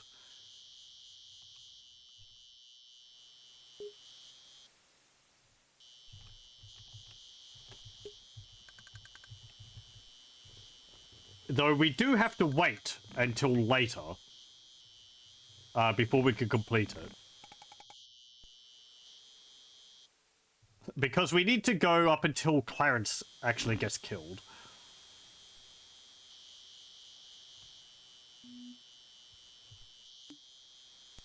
Oh, did I get the crank from that? Yes, I did. Okay, good.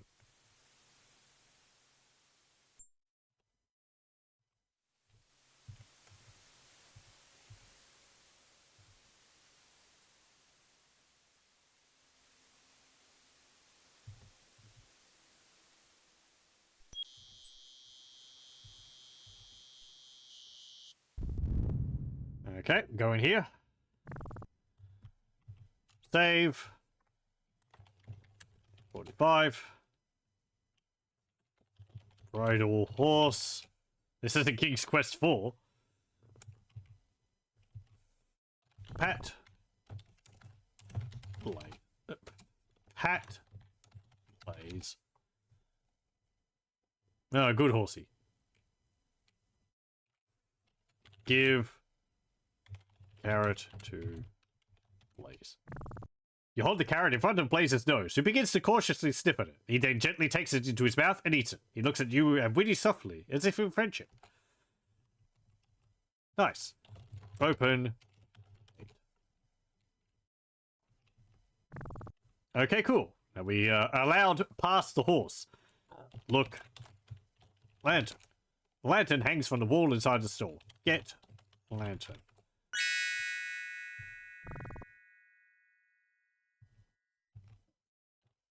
Close gate. Okay. So we got the lantern, which would theoretically allow us to go down that passage now, but we can't light it.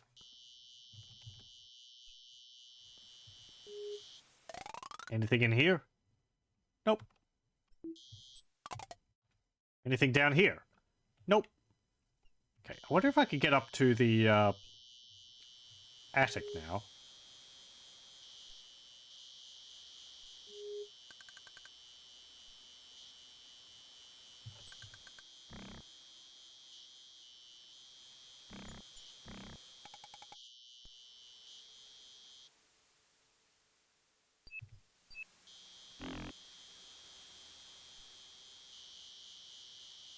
Oh yeah, there's another death which could occur down here.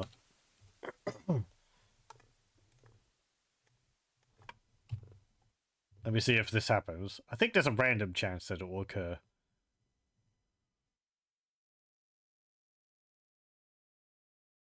No.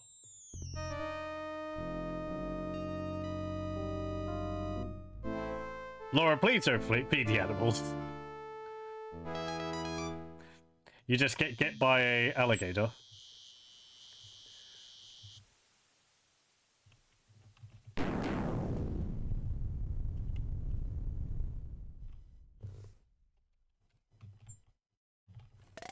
Okay, let's go in here. We could also do this. Oil. Helmet. Okay. Open helmet. You see a small metal valve handle hanging up by a hook inside the armor. Grab it, you also see a note. Blah, blah, blah, blah. Go to the garden with the water nymph.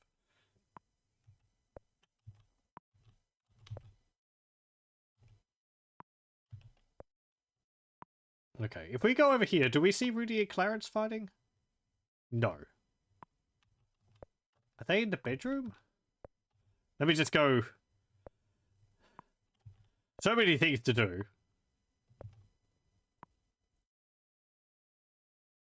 Okay, the elevator's not there. That's not the right room. Right, I need to go upstairs.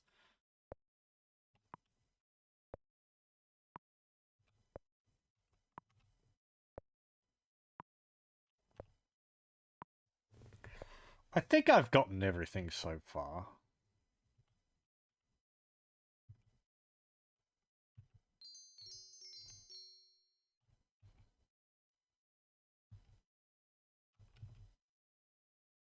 Yeah, there's the elevator. But I can't do anything about that just yet. Oh, push armoire.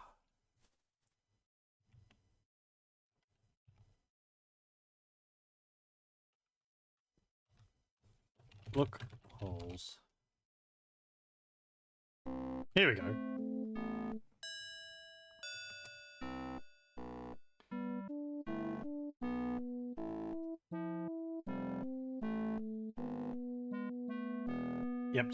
Yep, they're fighting and they threaten each other. Can I look in this one? No. Okay.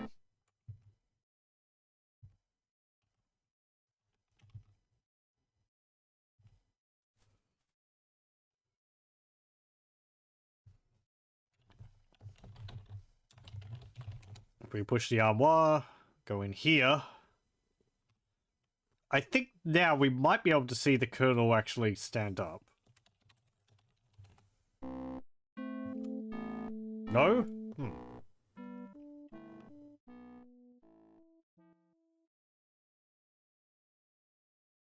Ooh, when do we see that?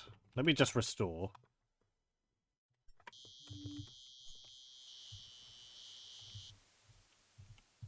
Because it feels like that's the right time to do that. But seeing Rudy and Clarence fight might have,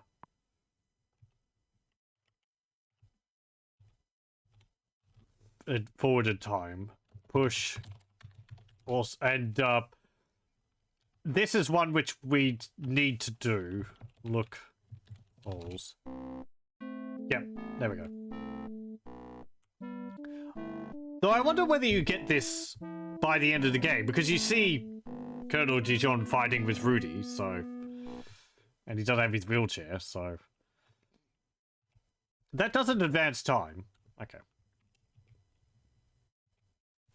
At least I did think it did. If we go in here, there isn't anything in here. Oh yeah. I guess while I'm showing things off. Excuse us. Well, did you think this was Leisure Suit Larry? And we actually automatically go over and wash our hands. Okay. You can also use the bathtub. There's another death there. Use bath. You don't have it. Take shower? Yes, you do feel a bit grimy. Perhaps the shower will make you feel better.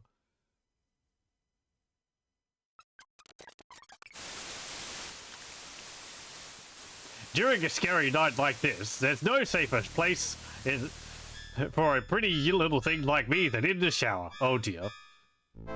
Didn't Alfred teach you anything?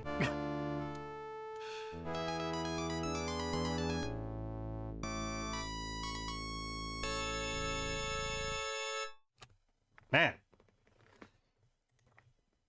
Lillian's really going to getting to work on everyone. Push. Armoire. Yeah, okay, look. Holes. Okay, and then time advances, we see them. Blah, blah, blah. Then the colonel's not over here. Yeah, the elevator's gone. But we can get the look in cannon. Get key. We can go over here. Look bag. Don't see it here. The bag's gone from the bed. Didn't he? What, Alfred teach me anything? I don't think I've seen any of Alfred Hitchcock's films. Another deplorable mark against my person.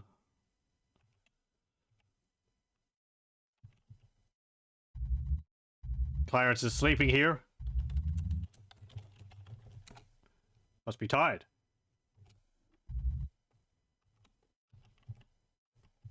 Okay. Oh, we might be able to go upstairs and see the confrontation between Rudy and Fifi again. Yeah, there we go.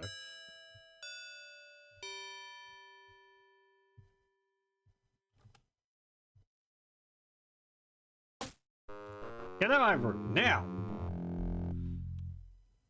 Okay. I like how he has to path around us standing in the doorway. Okay. Oh, look at decanter. Looks like fine contact. You see the decanter's changed position. It's up here now. Look at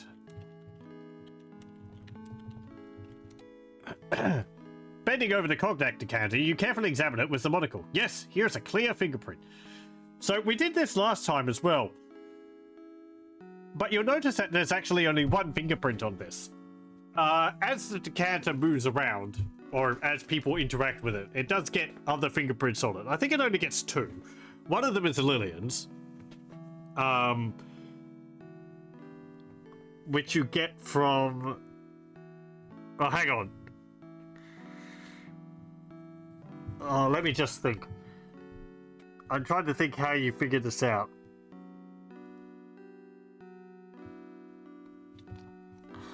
There's two fingerprints. I can't remember if one of them's Fifi's or one of them's Clarence's.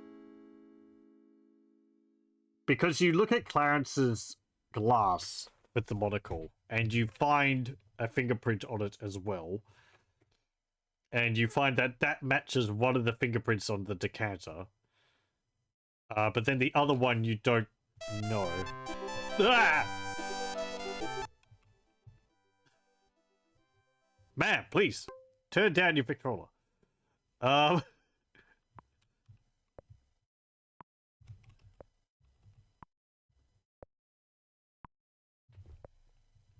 I don't know if you can get Lillian's fingerprints anywhere. Oh, yes, you do, from her diary. So you can compare it there. Pardon me. Let's see. 48.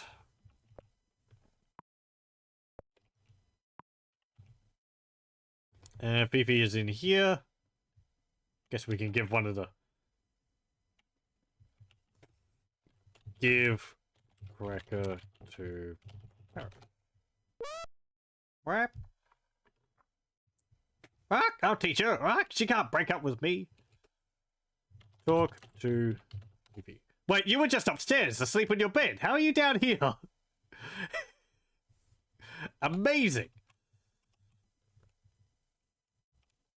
Oh well, never mind. Secret passages. Things look suspicious here. You can see pieces of a broken record on the floor by the Victrola and a small pile of pink feathers near it. Oh, well, looks like Gloria's been done for. Oh, have to be quick because Jeeves comes in here. Look at record. Broken record. Look at record with monocle. This is something I didn't do. I think you could do that. Get record. Bend down to retrieve the largest piece of the broken record. You notice a spot of mud on the rug. I didn't know you could pick it up. Look, mud. Muddy spot looks like a partial footprint. Look, feathers. Could they have come from Gloria's feather boa? Look at record with monocle. Squinting into the monocle, you carefully examine a piece of broken record. Closely situated to each other, you notice two different fingerprints.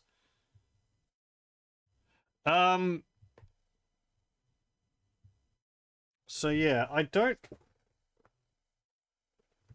think the top one there might be Lillian's. And then the bottom one might be Gloria's. You'd think this point would be really useful if they matched the fingerprints you used as the copy protection at the beginning of the game.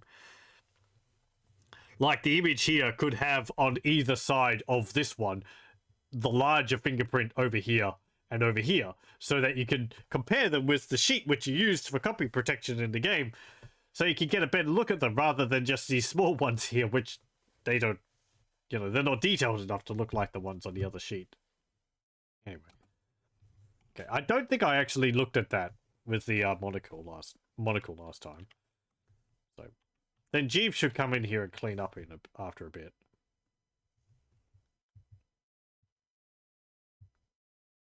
Yeah, here he is. He's just got the dirt sense. Crank piano. Wind piano.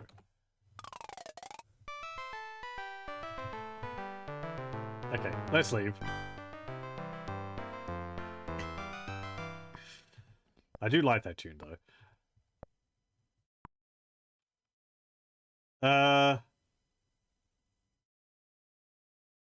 Oh.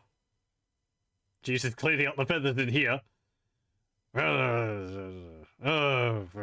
Gloria, for leaving freaking feathers everywhere.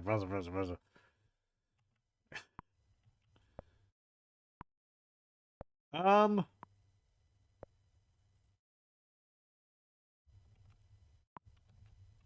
let's see. Is the elevator down there, or is it up in the attic? I did actually see. No, the elevator's not here. Oh.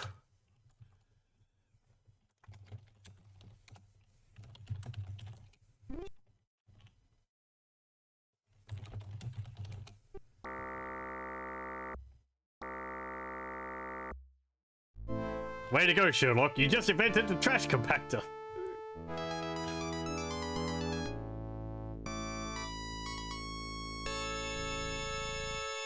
There's another death.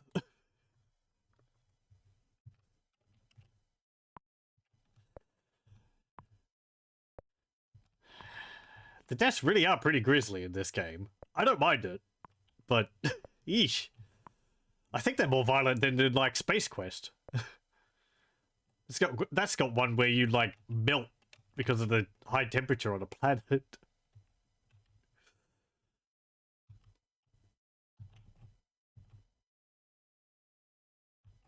I don't think I can get in here. Open gate. No. Not while you're there.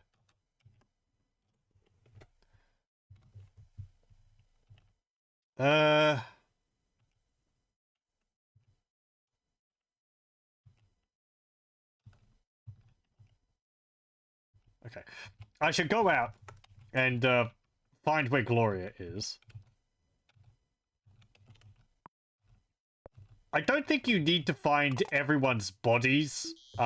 You do need to find some of the bodies. The ones which you get items from, you need to find. So that's Clarence's body, Wilbur's body for the monocle, Lillian's body for the Derringer next to her, and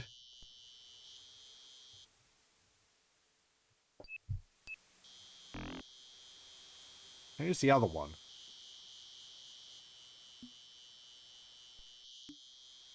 Is it Jeeves and Pee-Pee?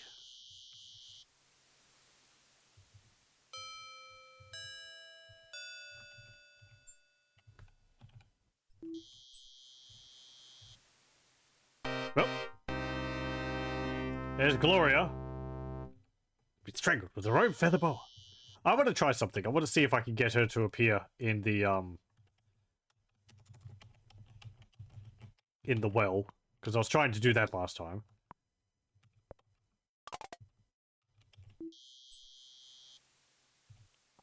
Again, I think it happens when you look at the first place you look. Oh yeah, I can do this as well.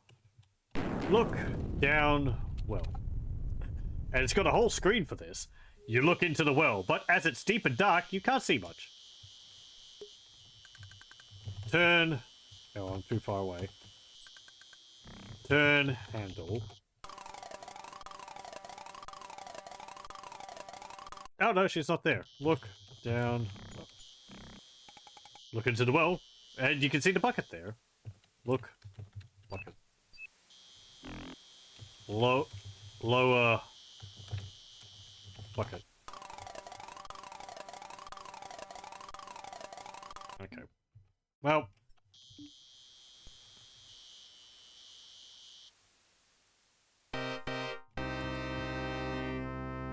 I don't know. I guess maybe it's just a small chance that she's there. Search body. Okay. Look at boa. Yep. Well.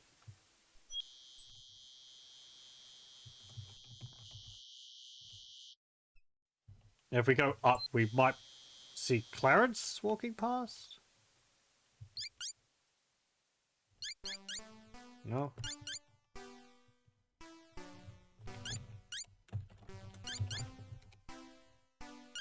Just taking a walk, yeah. Terrible sultry night, ain't it? Strange though. I can feel an awful chill in my bones. Damn chickens are so steered up, it'll be a week before I get any more eggs. How unfortunate.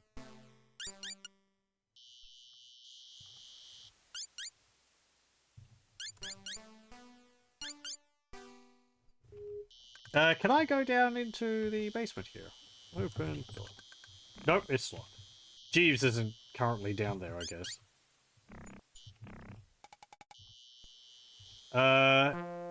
There's Ethel. Okay, she's not dead. She doesn't suddenly appear dead up there.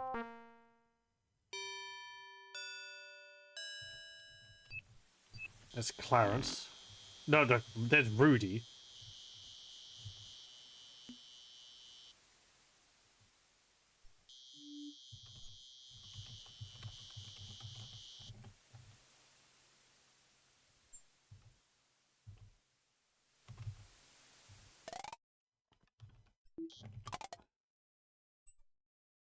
Okay. Oh, getting away. Here we go. We see the confrontation between Rudy and Clarence.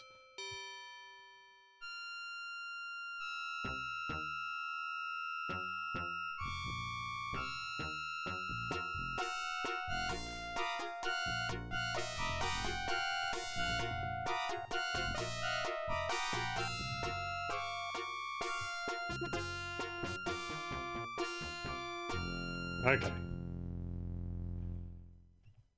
So fearsome.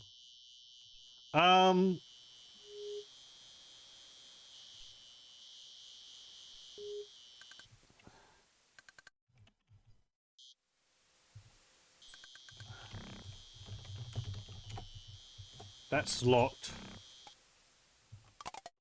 Oh yeah, we can look at the pot again. Big coffee pot sits on top of the stove. Look in pot. Small amount of lukewarm coffee is still in the pot.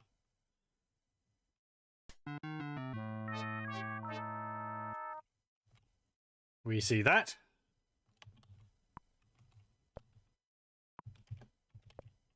Clarence isn't in here. Nobody's in there.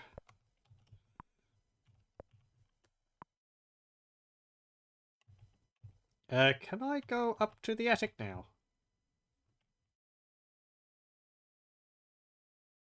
It doesn't look like the elevator's down.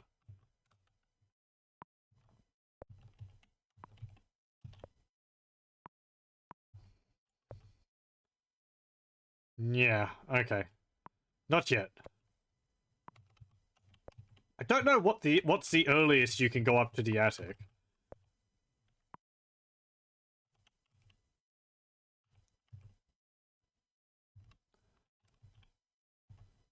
Is it Lillian writing in here? No.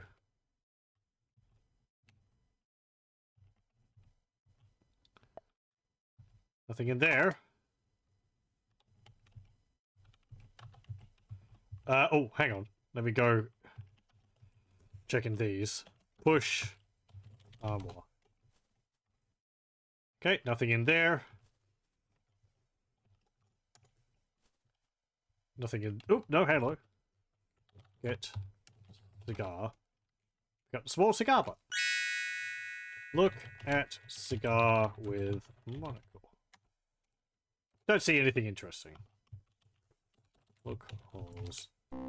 Nothing of interest in there. There's another death which can occur in here, and I wasn't sure exactly where it happens, but if you go over to this spot over here. There we go. That's what you get for being such a snoop, Laura. Oh, I didn't. Did I not save? Ugh. Oh well, we could just go over there again. So yeah, there's another one of those deaths, which that does actually randomly occur. I think only past Act 3 though. And it's like, while you're standing in that spot, every tick there's a random chance that it will occur, but ticks go past pretty quickly, so.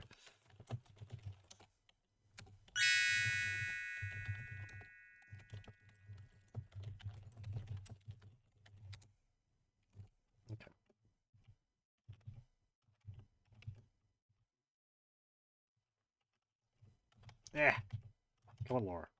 Laura, please. Thank you.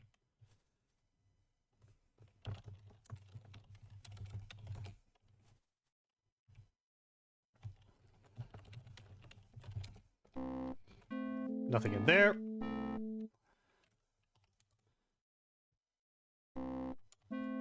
Nothing in there.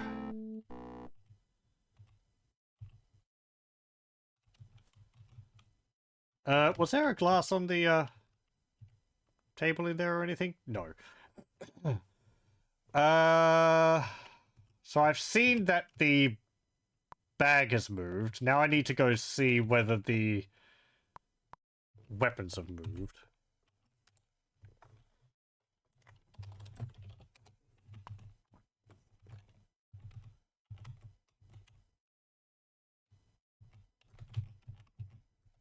Hello. Here's Lillian. What an interesting collection of weapons. Oh, you startled me. Talk to Lillian. You surprised me, Laura. Have you been keeping yourself busy? I hope you've been getting along with the family. They're quite interesting, aren't they? I've noticed you exploring the estate. I must warn you, though, this can be a dangerous place, especially at night. There are areas you really shouldn't go. I hate to see you get hurt, Laura. I'm sure. It's starting to get a little late, isn't it? I may go up out to our room for a little bit or relax for the night. Yawn. Oh my goodness, I can hardly keep my eyes open. Okay. Ask Lillian about sleep. Likes to keep to herself. Rudy. Never worked a day in his life. He spends all his time in gambling halls or sleazy bars. I think that's also how you can learn about his money problems. Gloria. Gloria's not so great. Gertrude. I don't really want to discuss her. Ethel. Okay. Henri. Phoebe. Jeeves. Clarence. Wilbur. Okay. Look. Case. Okay, we can't look at the cabinet now while, oh, right. Show cigar to Lillian. That's one of Uncle Henri's cigars. Why does it matter? Oh, it doesn't matter at all.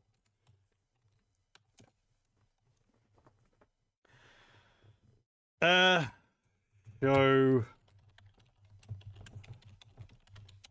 So?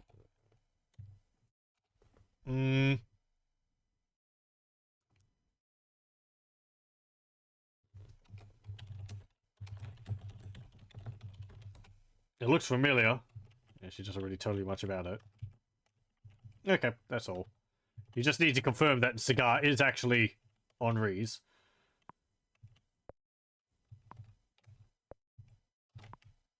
Fifi's in there. Nobody is in here. Watch out for the dead spot. Anyone in here? No. Anyone over here? No. In here? Lillian's in here. I guess she got in here when I was looking in one of the other rooms. She's just resting on the bed. She's actually moved her briefcase off of the bed onto the floor. Must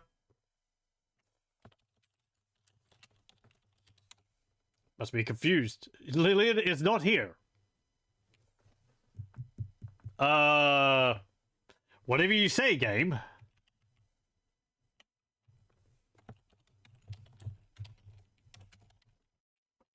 No.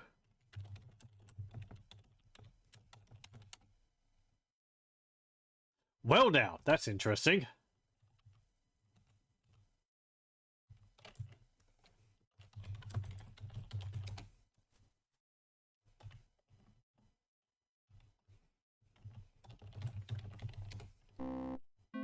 Apparently resting on her bed.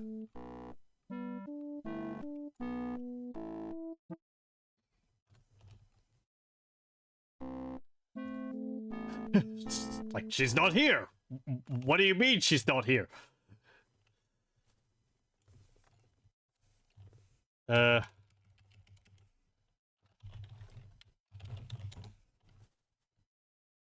nothing in there. Where do you find the dusty blueprint to one of them?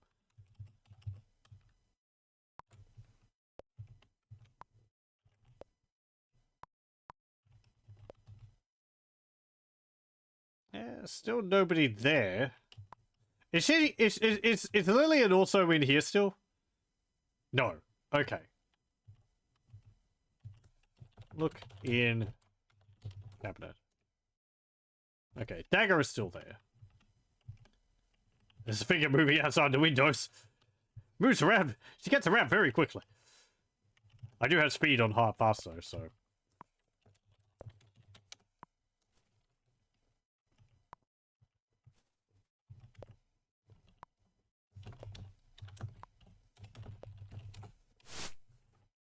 Okay.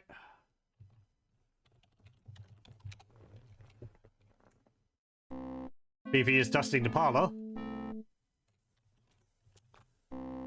And there's nothing of interest in the dining room.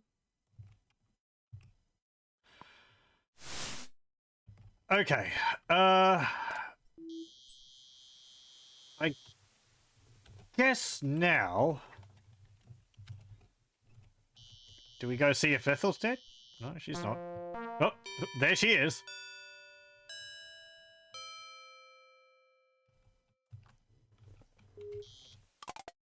Okay. I should have been able to get up to the attic by now.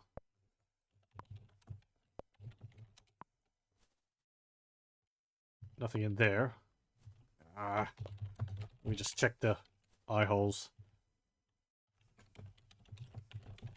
Okay. Nothing in there. There won't be anything in the other room.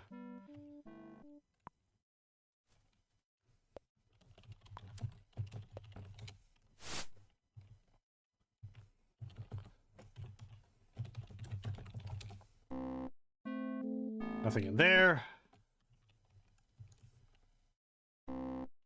Just Fifi again.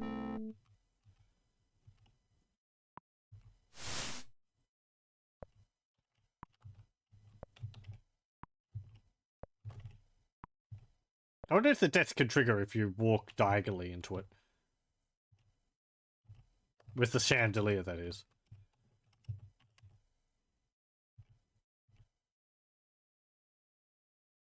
Yeah. Lillian's still just sitting there on the bed.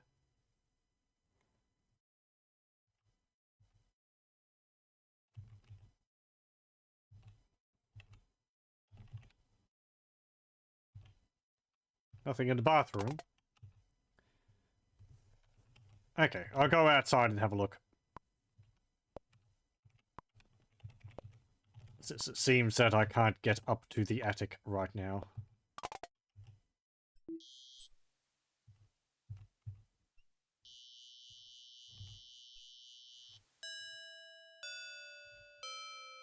There's Rudy.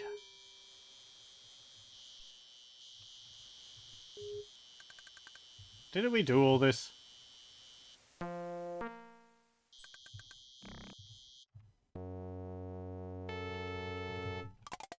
Okay.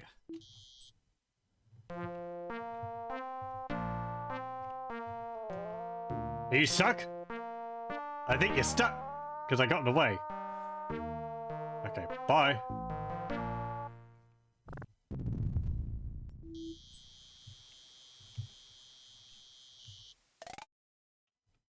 Nothing in there.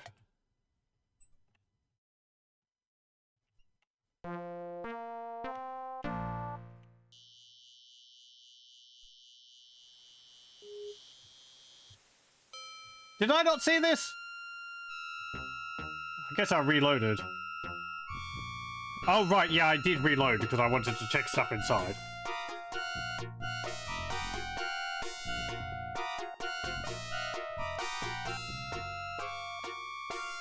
I was wondering about Rudy wandering around. Okay.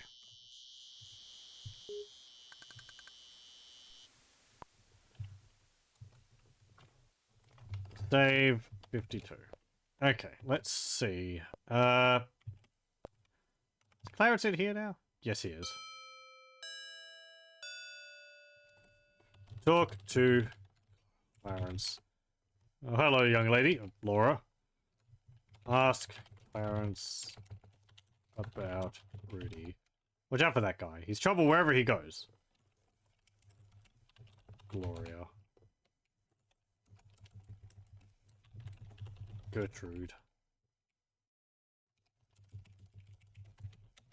Wilbur. Okay. Henri.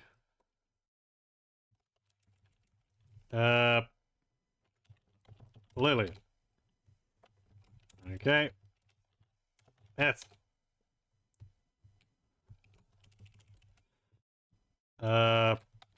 Slee. Parrot. Dog. Horse. Fifi. Jeeves. Okay. That's about it, I think. Yeah. If we go in here... Push clock. Oh, hang on. Let me just save. Look holes. Nothing interesting in the library. Nothing in the billiards room.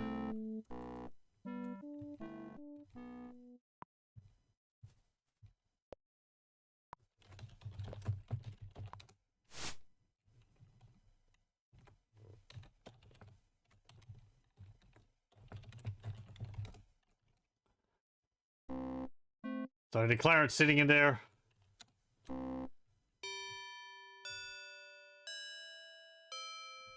And that's Rudy sitting there eating pie.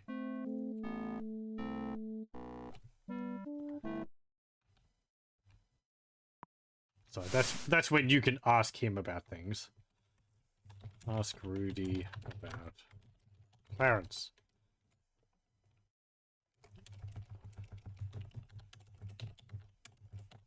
Wilbur.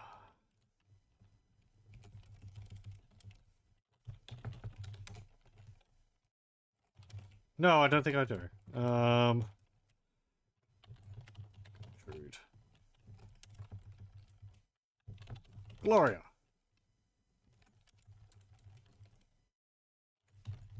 Jeeves.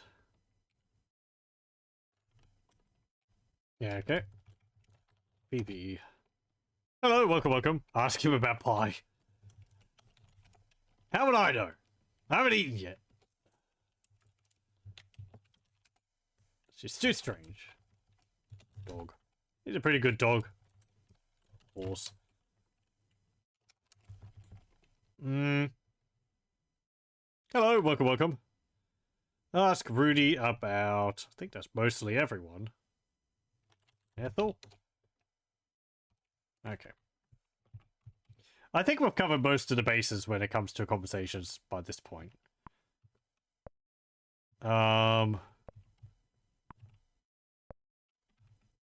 It must be really disappointing pie if it doesn't evoke anything. Yeah. He's just perplexed by it. It doesn't taste like anything. It's so weird. I keep eating it, but it's just... there's just no taste at all. Push. Look. Holes. Okay. We learn about their confrontation. Yeah, I'm speeding through this. Push. Why? Because we already completed it and saw the dialogue, so I just... We notice a faint aroma of perfume. This is the correct moment to get this message. I didn't type smell, so when it pops up automatically, that means this has been ticked off in the journal.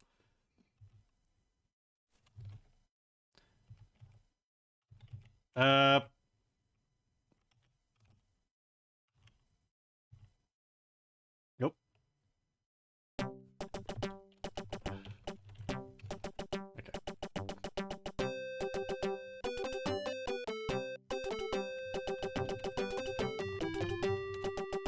This is also when you can learn about Fifi's perfume.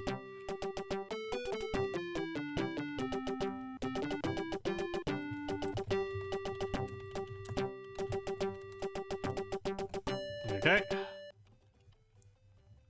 There's something else you can do there, but I either I wasn't fast enough, or I probably shouldn't do it anyway, just because...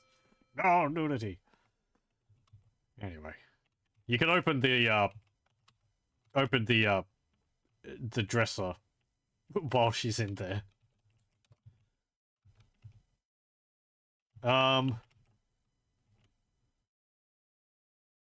Okay, Lillian's writing in her journal.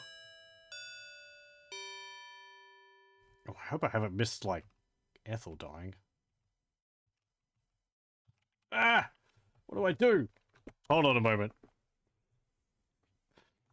Okay, this is, look, holes. Okay, nothing in the library.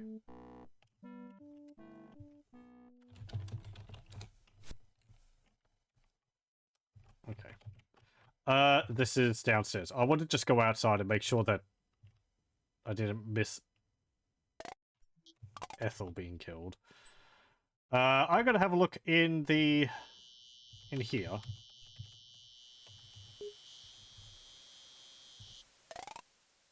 Nope. Okay. Maybe she's at the flower garden then.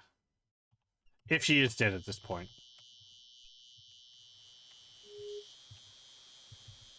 I hope I haven't missed anything. If I have missed something, I will go back and, do it. Nope, there she is. Search body. Okay. How terrible.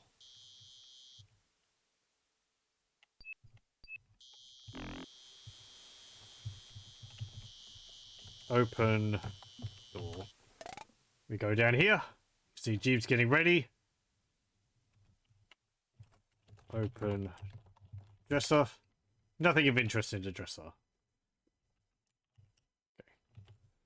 Look, wall. There's a brick wall here. There's nothing else you could do there.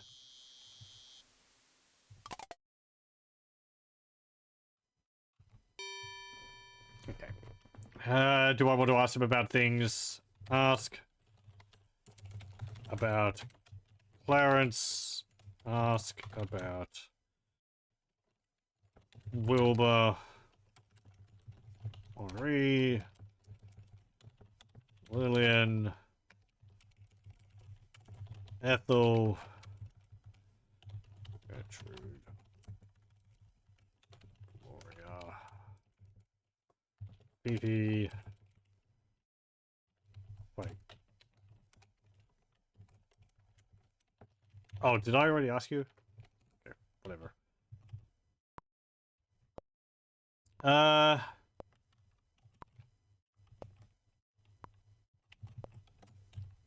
Okay, let me save. Save over this one. Push clock. Oh, hang on, no, we need to do that upstairs, don't we?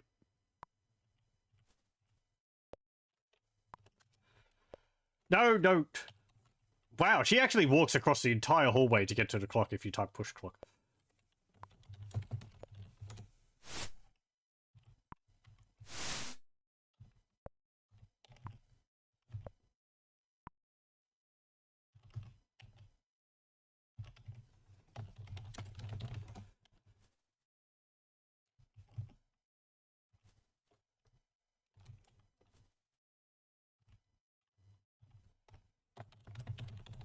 Look, holes. We see them arguing.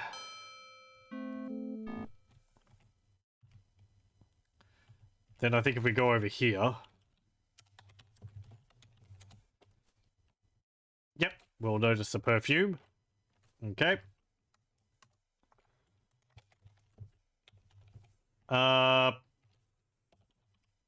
Push. Armoire. Look, holes. I think we'll see Clarence writing at the desk. No? Okay. There's nothing of interest in your room.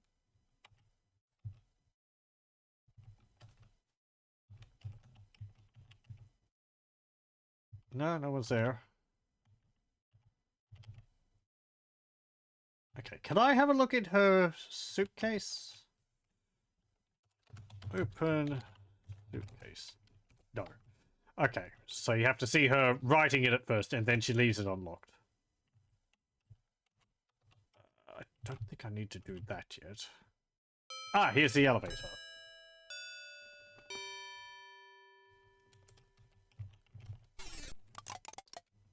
You look controls. Use key on controls. Unlock controls. Go up.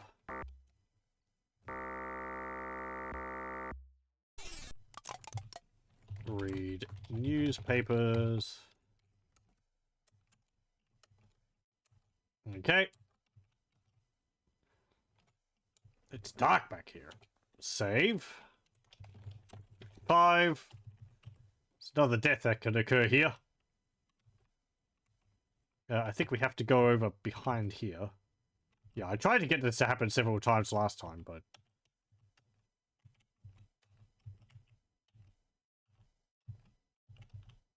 There we go.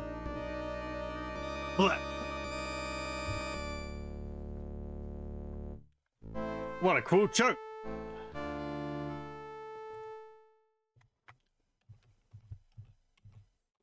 Though, as was pointed out in the YouTube video by, one moment. I keep forgetting the channel's name, sorry. By OneShortEye. There's an interesting thing in regards to, that death there. Look in chest. If we look at this, we see old army clothes. Look at clothes. Okay. I think to avoid paradoxes, if you see the army clothes in the chest there, you can't get killed by the figure behind the box there, because well, if the clothes are in there, the figure can't be wearing the clothes when they kill you. So nice little detail. But the clothes aren't there. I don't think it's important to see the clothes. I don't think that's an entry in the notebook.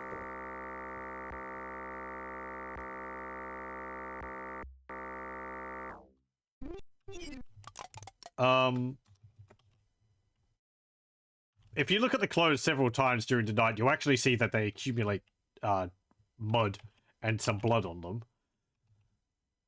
Oh, the elevator went down while I was out of the room. Okay. That's annoying.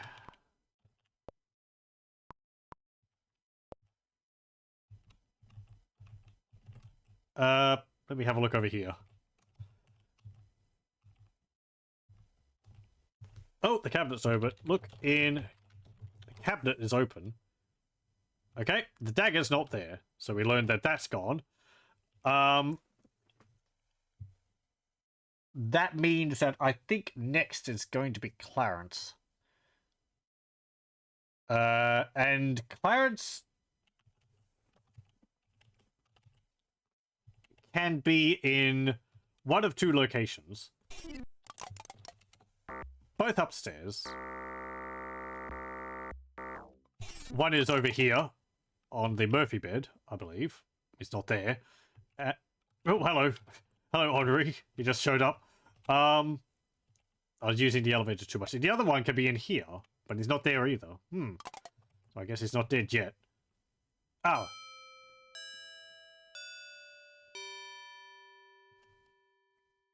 Okay, cool. Look at Lillian. Lillian. Okay.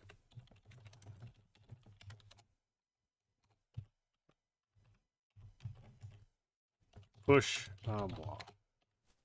The other real culprit is Laura. She's really good at framing the others. We just black out every now and then, yeah. Writing in a book.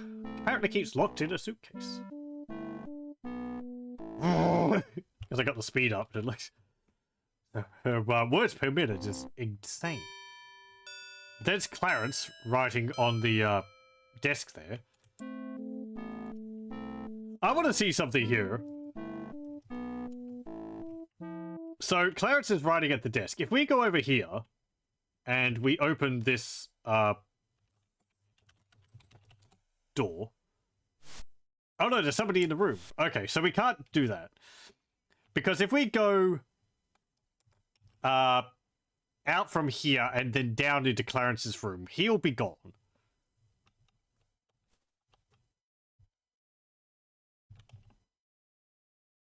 Oh no, he's not. He was last time. Never mind. Look at Clarence. Looks despondent as he sits hunched over the desk, writing something in his notebook.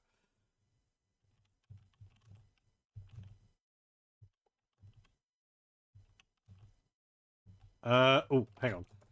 There's something else I should probably see. I hope that's still there.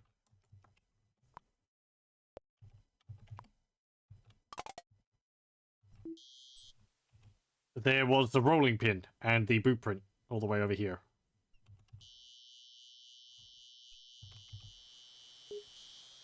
Yes, okay, good. Look round. Look, rolling pin. Get pin. Get rolling pin. Look at footprint. Look at footprint with monocle. Ah!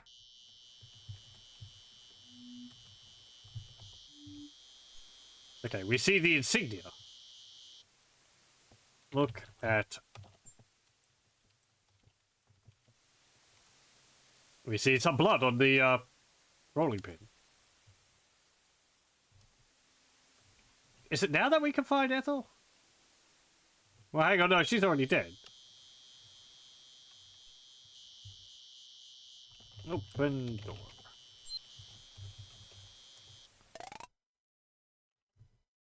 Nothing in there. No, we found Ethel. She was at the rose garden. Never mind. Up, up, up, up, up, up. There's Rudy. He's having a think.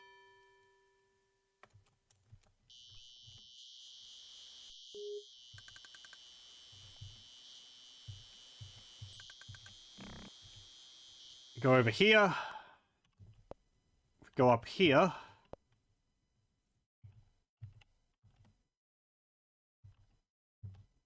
Let's go check Wilbur's room. Oh, no one's there. What about in the bathroom? Nope. Okay. Is it Fifi and Jeeves now? Yep. Okay. This is also sufficient to know that they were having a relationship with each other. I guess their entangled legs is a good indication of that. Look at glasses. Look at glass with monocle. Look at decanter with monocle.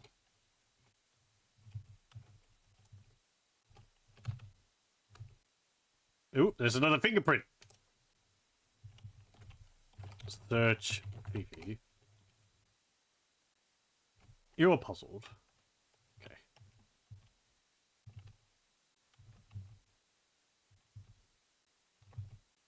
Then we leave them.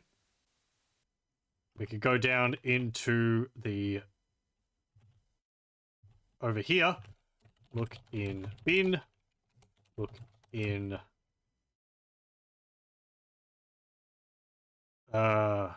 basket. Look at bottle. Look at bottle with monocle. Can be fatal if taken in large doses. Oh! Okay. So that's where you learn what they were actually poisoned by. I don't know if you need to know that. At least this one doesn't have you trying to cross a bridge with a vital box of matches that fall into the water if you walk so much as walk 1 pixel wrong. It is nice, yes. This game doesn't actually have, I don't think it's got any cases of, like, the classic Sierra bumping against stairs and dying like that. But you were talking about, Hugo too there, but... Yeah, they're quite forgiving in that one. I mean, it's more realistic, I guess, this game, so those types of, like, clumsy deaths aren't as common.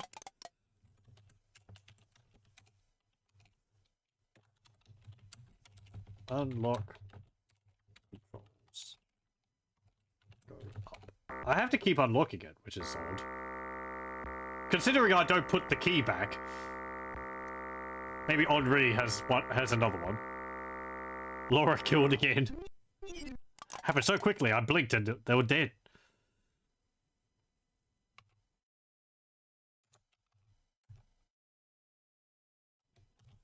Look in chest.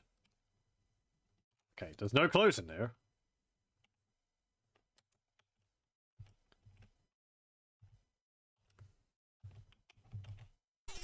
Go down. Perhaps the lock is only open when the key's in there. That could work too, but I think I'd take the key with me. Either way, there would have to be, like, multiple keys, wouldn't there?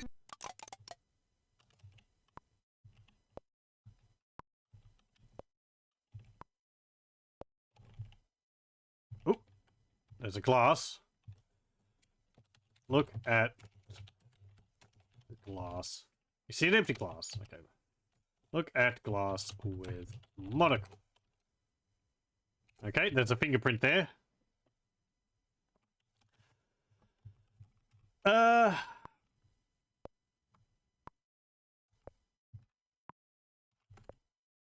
think we can now go upstairs and see that Clarence is gone, maybe? No, he's still there. Lillian, are you still writing in your journal? I would like to look at that myself. Yes, you are. Okay. I will go outside and,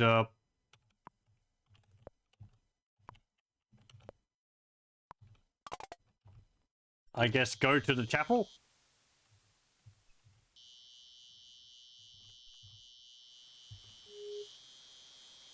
No.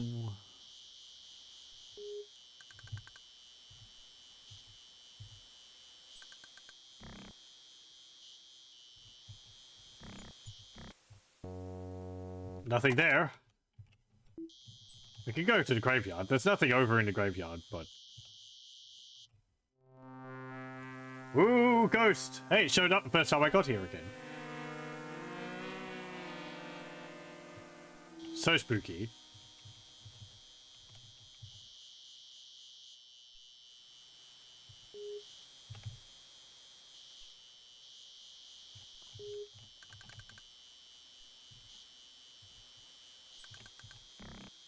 Nothing there.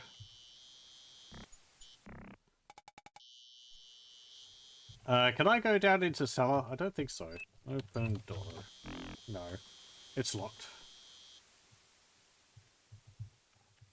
What about over here? I could do all that now, but I don't think I want to. No! Did I not find Gloria? Look. Body. Search. Body. I'm glad she's still here. Okay. It's a bit late, isn't it? It's like past 12.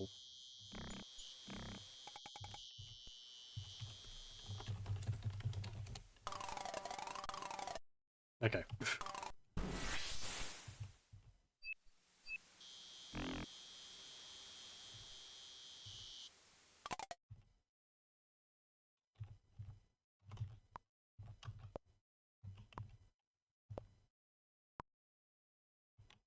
Are they still there? No, they're not.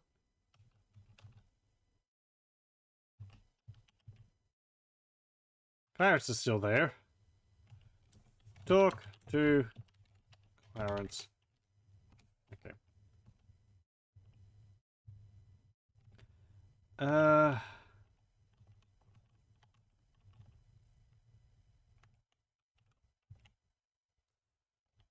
Push armoire. I think I did see them both doing their own thing, didn't I? Look, holes.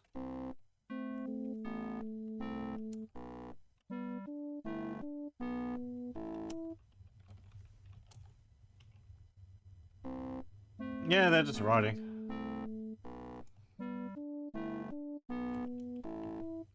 Okay.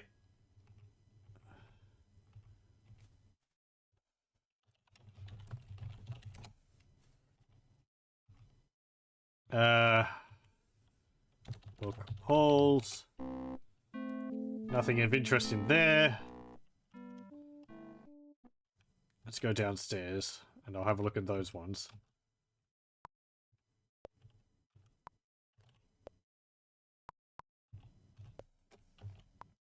Push clock. Look, holes. Nothing of interest in the library.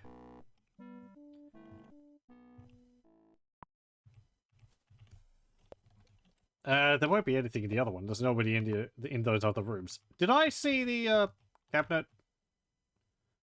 I reload sometimes and I forget all the actions I performed. Yeah. Look, case.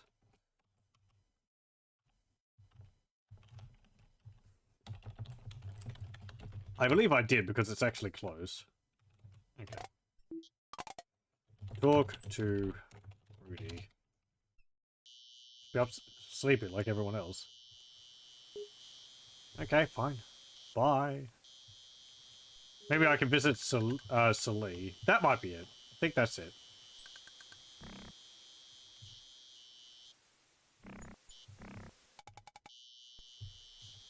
Yeah, stuck on tree. Knock on door. There we go. Yeah, I found Gloria at like 11:45. Quarter to 1.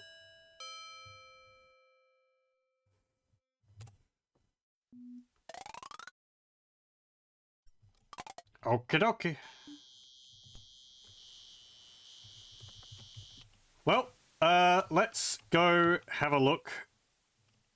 I mean, Gloria won't be there now. Nope, okay.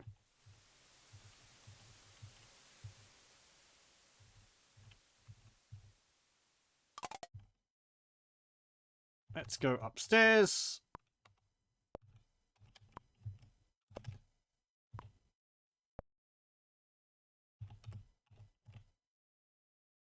There's a struggle here, and there's blood on the floor. Look. Blood. Look. Desk. Read. Book. Where will Laura's bloodlust be sated? I don't know. Okay. I'm worried. Okay. Can we take it? Take book. Don't need to carry it around. Okay, fine.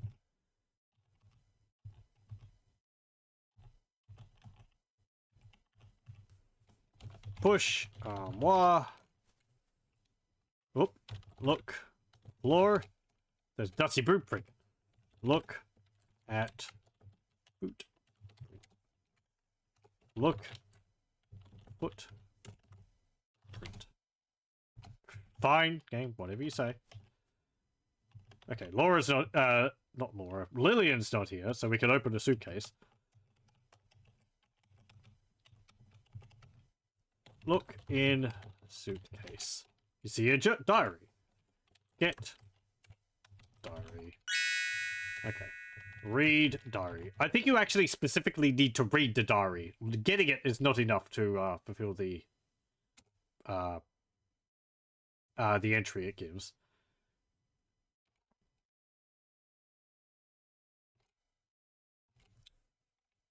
Okay, look at diary with monocle. You see a fingerprint. That's the same fingerprint as we've seen on the decanter. And if we go over here, there's Clarence. Search body. Shaking terribly, you search Clarence's body and establish that he did indeed die by a stab wound to the chest. Upon further searching, you discover a pack of matches in Clarence's coat pocket. Thinking it might come in handy, you take it with you.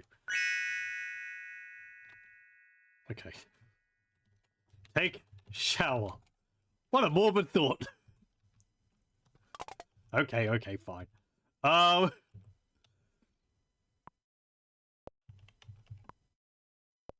we've got the matches. We can go do the other whole puzzle thing.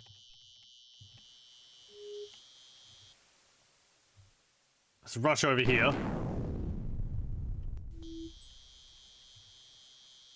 So we have the crank, we have the valve handle, and we have the matches.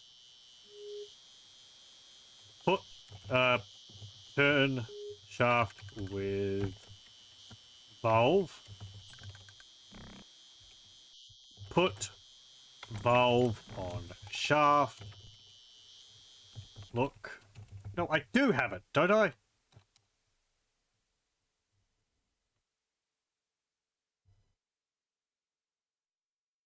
No, I don't.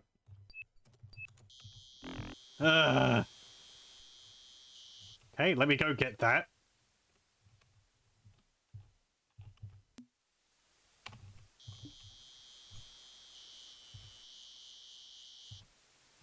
Open door.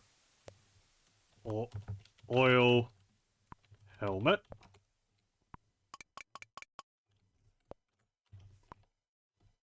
Open helmet. Okay. Go over here.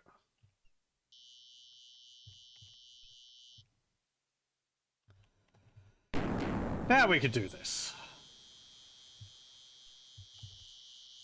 Use, put valve on shaft. Turn valve. Okay, we crank it. Turns on the fountain.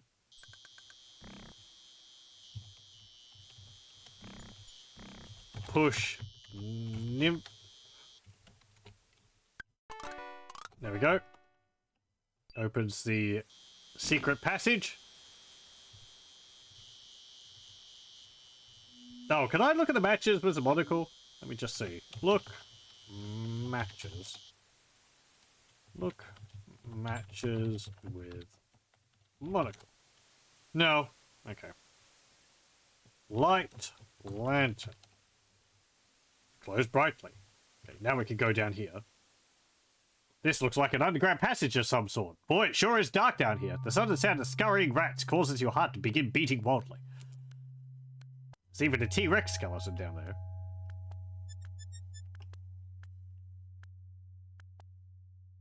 This looks like an underground passage of some sort.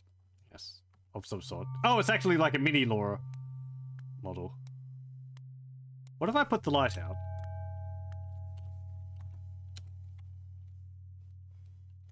Save 57.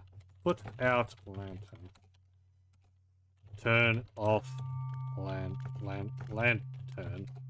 This is not the place to be stumbling around in the dark. Better not, you might need it. Okay, fine, never mind.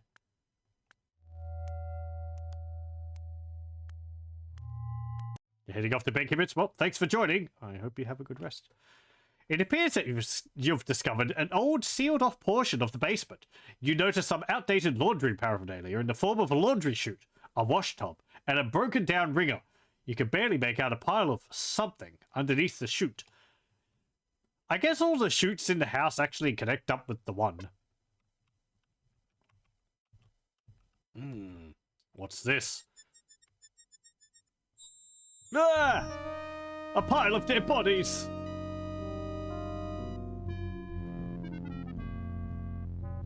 It is pretty morbid. It's all the people we've been seeing. Someone has cruelly dumped the bodies of Gertie, Wilbur, Gloria, Ethel, Fifi, Jeeves, and Clarence down the old laundry chute. Laura's corpse reserve. Behold the field in which I grow my corpses. Bodies. A pile of dead bodies lies at the bottom of the old laundry chute. The sight sickens you. Search bodies. You don't even want to go near them. I mean, you searched them before. I guess all at once is a bit much. I like how it reveals itself when you get close to it. Look. Laundry. You see nothing special. Look. Cupboard. Okay. Over there is, this is Jeeves' room. And then there's the bricked up, doorway there. We can see something else over here, too. Look. Wall. It looks as if two opposite walls have been bricked up. On the left wall, next to one bricked up portion, you notice a small metal plate. Plate. You see a small metal plate in the wall next to a bricked up archway. There is a hole in the middle of the metal plate. I want to try something here. Use crank on plate. Put crank in plate. With some effort, you are able to insert the crank into the hole of the small metal plate. It fits perfectly. Okay. Now it's in there. I want to see if I can do something here. Yeah, you can just walk through the wall. What you're supposed to do is you're supposed to turn the crank. Put crank in plate. Turn crank. Slowly turn the crank. A secret panel opens to another passage. So, yes, that's another thing the blog I'm using mentions. You can just walk through the wall as soon as you put the crank in the plate. Look, shoot. The laundry chute appears to come down from the old plantation house right above you. This is where we would fall whenever we, you know, drop down the chute ourselves, but you can't see because it's dark, so. And you know, it doesn't, and actually the screen doesn't shift down, you just see a ghost pop up.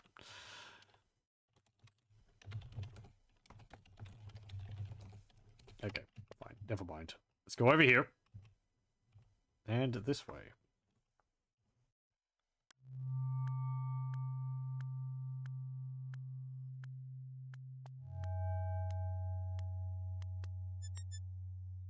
You have come up upon some stairs leading upward. You wonder where these might lead.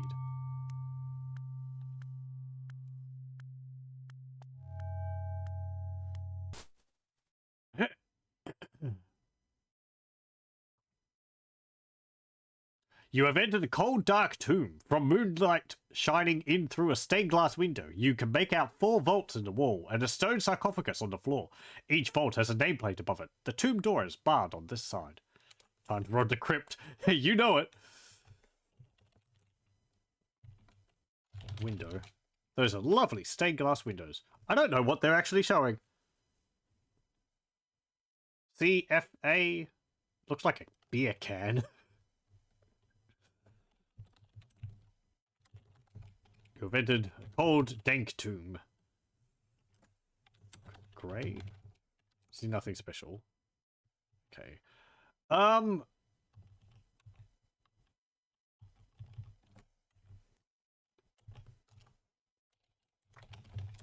So let me see. Open grave with crowbar.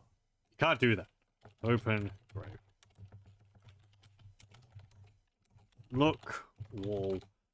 Look wall. You see 4 vaults in the wall. Each vault has a nameplate above it. Look. Nameplate. The nameplate reads Mary Frances Crouton. What about this one? Ruby Crouton. Thomas S. Crouton.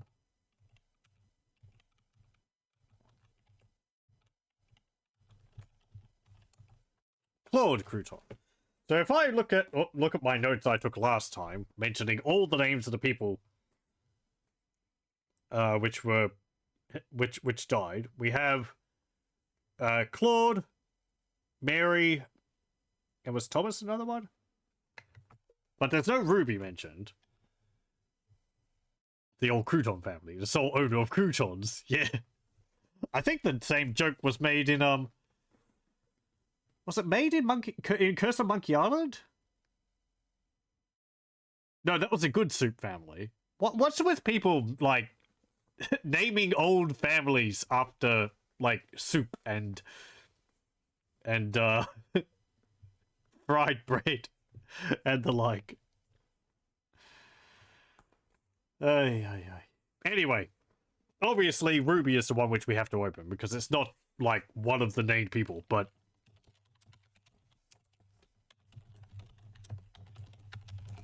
you insert the crowbar into the small opening between the vault door and the tomb wall. You then pull with all your might. With a loud crack, the door pops open.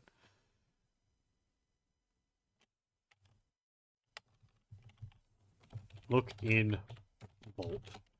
Trampling, you peer into the open vault. Yuck, there's a skeleton in there.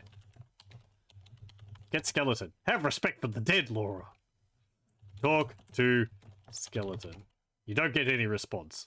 Ask skeleton about Lilith. Oh, okay. Yes, skeleton? That's not clear. Wait. Okay. Close vault. Okay. We can't close it back up. So I guess it's all right. It's all right. We can just like break them open and open vault with crowbar. I believe you can open all of them. There's a coffin. Look, coffin. The badly deteriorating casket is riddled with wormholes. Would there be worms in a vault? I mean, it's not underground. And the worms wouldn't, like, be able to climb up the wall to get at the corpse. So I take issue with this game, unless this vault is, unless this tomb is built into the earth, for the back wall, which, like, maybe this corner, there's, like, dirt like that, so that this window is still clear, and the worms are, like, coming through the dirt from the side or the roof or something. Anyway. Perhaps this is a case similar to the old Earl of Sandwich. Oh, right, yes. They're the ones for which they, who named the croutons. You're guessing worms are used in generic descriptor of any pest eating through the wood by beetles. Yeah, I guess so. Just like, yeah, like termites are eating the casket or something. I mean, this takes place in, what, Louisiana? I think it's very moist there, so... my understanding, anyway. Not like I've ever been. So, I guess all types of things would get into a vault. Open casket. Have respect for the dead. Knock on casket. That's not clear. Okay, fine. Close vault.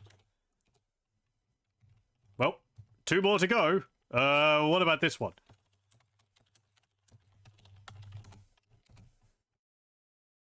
Plonk. Oops. Look. Bones. You're not close enough. Look. Floor. Stone floor is cold and hard. We broke the guy's their skull. Oops. What a revolting sight. You want nothing to do with that old skeleton. It was a person at one point. Get skeleton. Okay, fine. Close vault. Well. Open vault with crowbar. Hey, look at that. Look. Bag. You don't have it. Get. Look in vault. Nervously, you peek into the open vault and see a leather pouch. Get ye pouch. The game doesn't understand ye. Get pouch. You remove the leather pouch from the vault and take it with you. Look in pouch.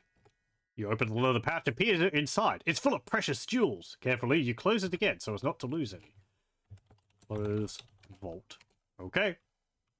There we go. Oh, I like that Laura put the lantern on the side of the sarcophagus there.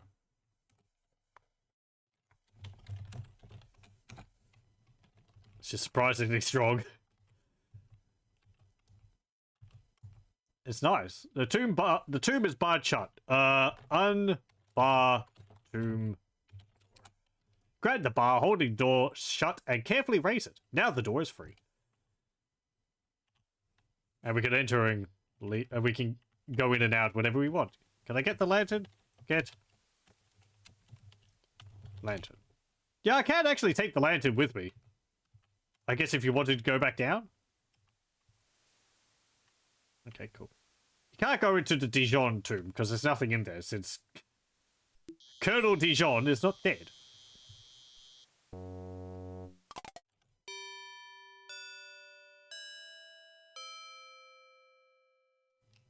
Okay.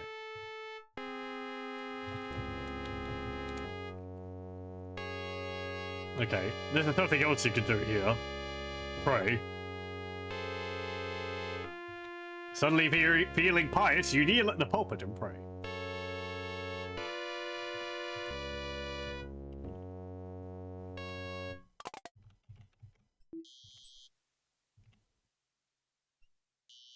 Those nameplates would have been light. The vault covers would have been light, yes. The nameplates are little plaques above them.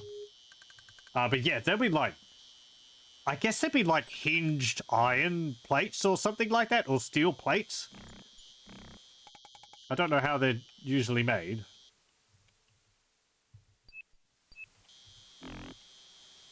Let's see. I think I need to go upstairs and see Rudy going through Lillian's room.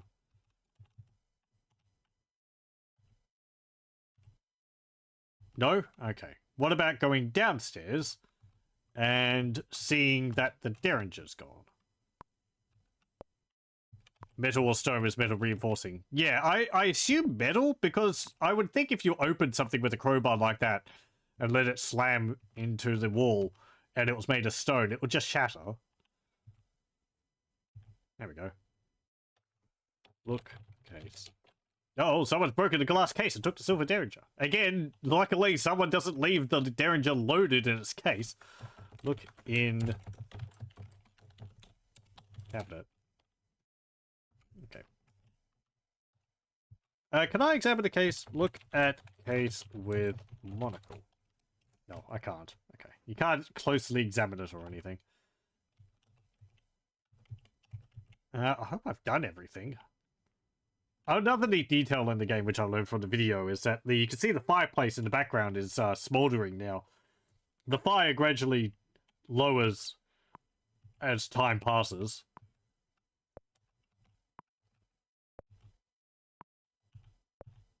Depends on the thickness. Stone could be quite durable, even if, especially if it's reinforced. Yeah, I guess they could have like metal framing on it or something. I guess you'd have to do something like that to attach the hinges. Unless you had the hinges going through bolts on the stone or something. Clarence still there? No, he's not.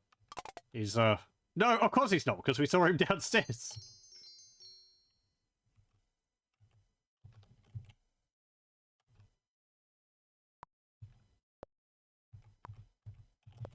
Okay. Ah! Oh, get over there. Okay.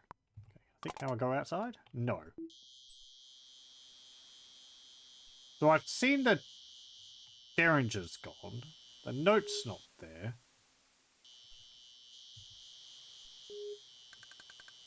I think I just keep the bag for myself. I don't know if I give it to someone.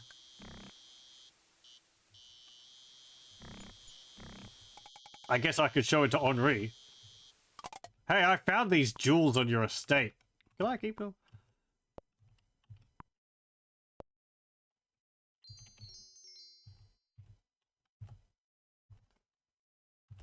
Show pouch.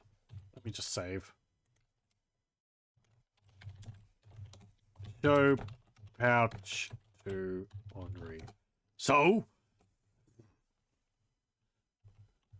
I don't care about a stinking pouch. Okay, fine. Find his keepers.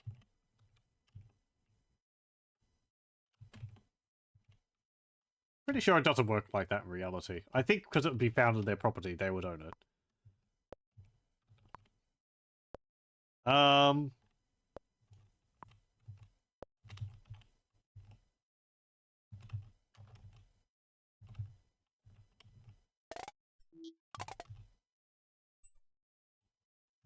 Okay, there goes Rudy.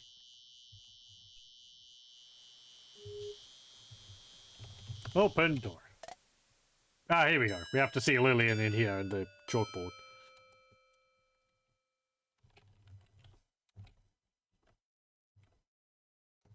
Okay, okay. Talk to Lillian. Look at board. What? We don't want any visitors. Well, we don't want anyone to know a secret. A visitor will have to leave. You have to go. We don't want to play with you right now. Maybe if we ignore her, darling, she will go away. Hush. Lillian's lost in her own world. Okay, fine.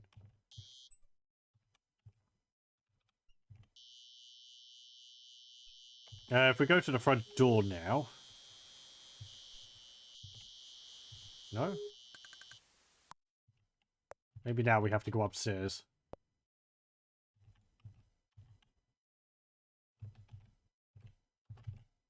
Yeah, here we go.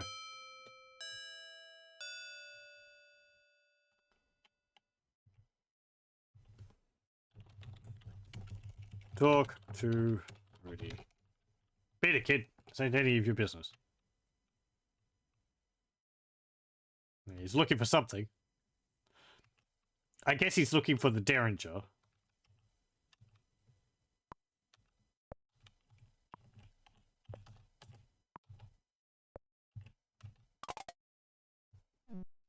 Look, dog. Read. Get note. Read note. You can't get the note because to anticipate it blowing away. Meet me in the hedge garden. Woo! There it goes.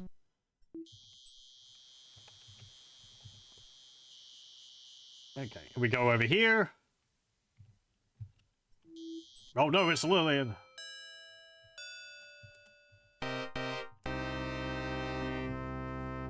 Get gun. Search body. Yep. Get bullet. Look at boot. Look at insignia with monocle. Insignia of an eagle on the boot heels. Okay. So yeah, we never actually saw the clothes in the trunk upstairs, even though I did have a look a few times. Yeah, scuffling upstairs. So I guess that's one way, another way you could put two and two together if you find the other boot print. That, hey, Lillian's the one who's been murdering everyone. Or most people. Let me save. Save 62. Yeah, hang on, I got the skeleton key, didn't I? Oh yeah, another neat thing I think is that if you don't get the skeleton key from Lillian's body and you come inside here and you hear the scuffling, if you go up the stairs here, I believe the door will actually be open. Open door. This is indeed a dangerous situation. Load gun. Shoot. There we go. Now I just have to hope that I found everything.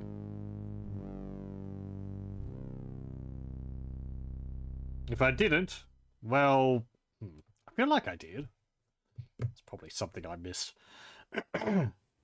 Anytime now. I wonder if that, again, I wonder if that counts for learning that he has a secret that he can walk.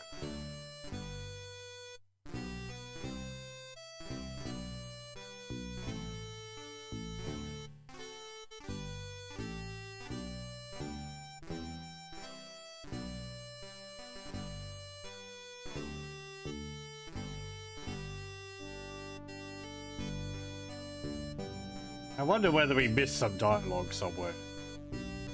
But I think I covered most of it.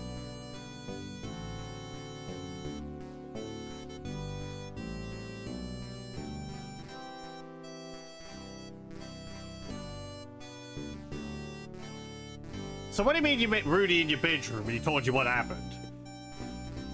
Is that when Rudy went outside to deal with Lillian? And you came up here?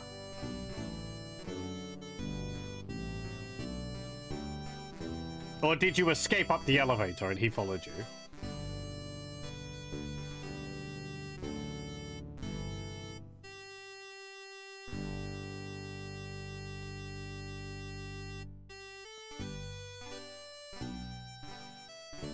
Yep.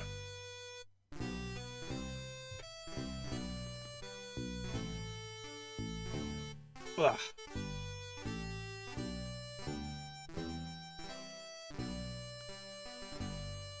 Go fire one of the signal rockets.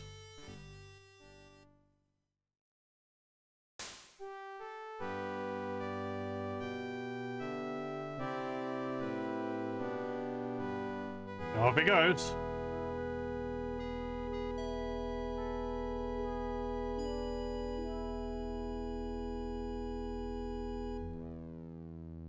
It'd be nice detail if Celie actually had a necklace on, since you found it.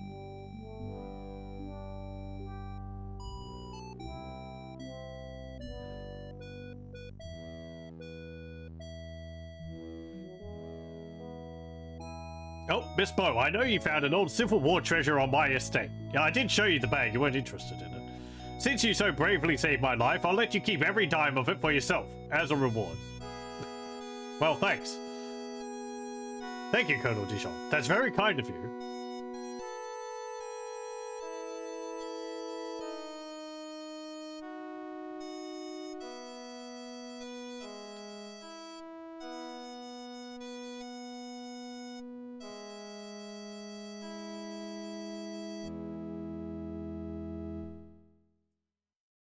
Everything will be okay now. Just most of my extended family is dead now. The end. Okay, let's see. I probably didn't get everything.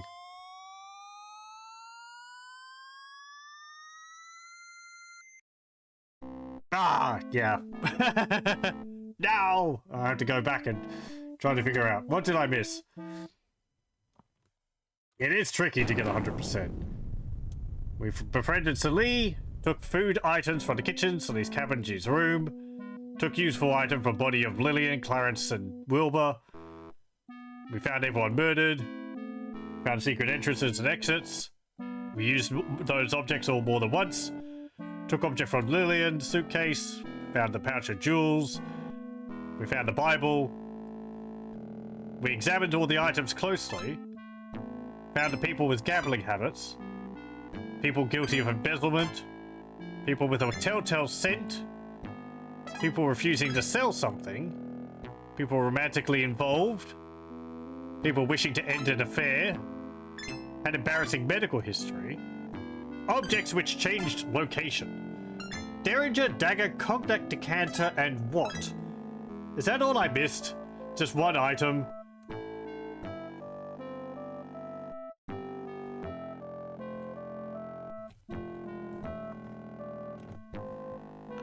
That's probably the uniform, isn't it? Because I never actually saw that. Ah!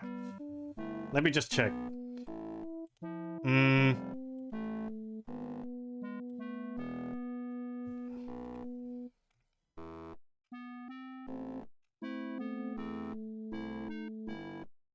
Derringer dagger? No, it's the doctor's bag.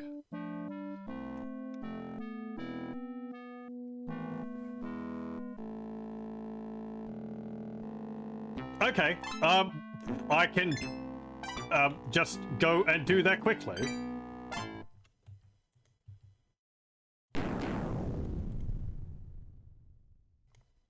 Let me see. If I just go over there. I thought I did that, but I must have missed. Oh, there's the doctor's bag. Look, bag. Someone's left a doctor's bag open on the floor. Look in bag. Not close enough. Contents are a mess inside. Looks as if someone has totally searched through it. Get bag. Be wise to leave it alone. Okay. Maybe that counts? Hopefully that counts. Because I did note that the bag was gone on the table. Unlock door. Open door. Load gun. Shoot Rudy. There we go. Now we get to watch all this again. Hopefully this will be 100%. Pretty good missing just one thing. I didn't realize that you could see the bag on the floor in there. I guess that explains that, yes, he did actually escape up the elevator up to the attic, and then Rudy followed him. Now, how Rudy got to open the door, I don't know. Maybe Lillian left it open at the end. No, I can't skip it. No! Unskippable epilogues.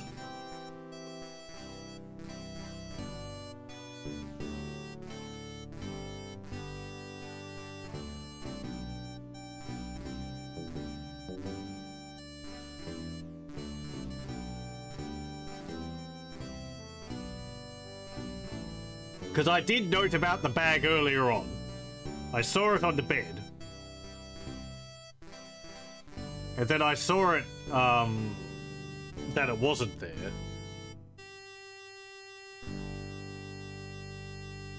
And I hope I didn't save, it didn't load after doing that.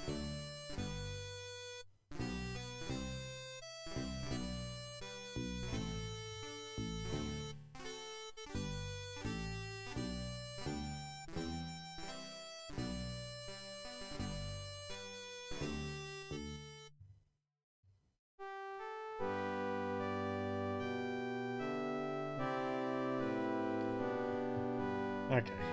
Laura's face looks a little odd there. Just staring vacantly off into the distance. It's been through a lot, I guess.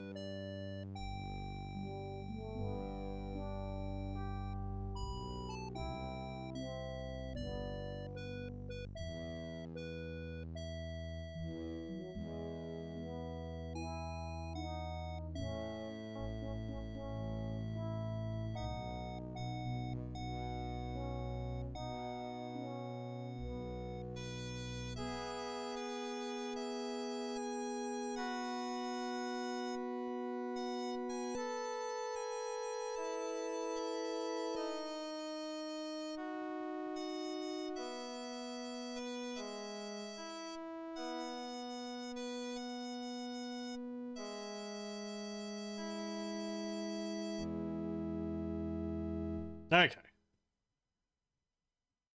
There we go.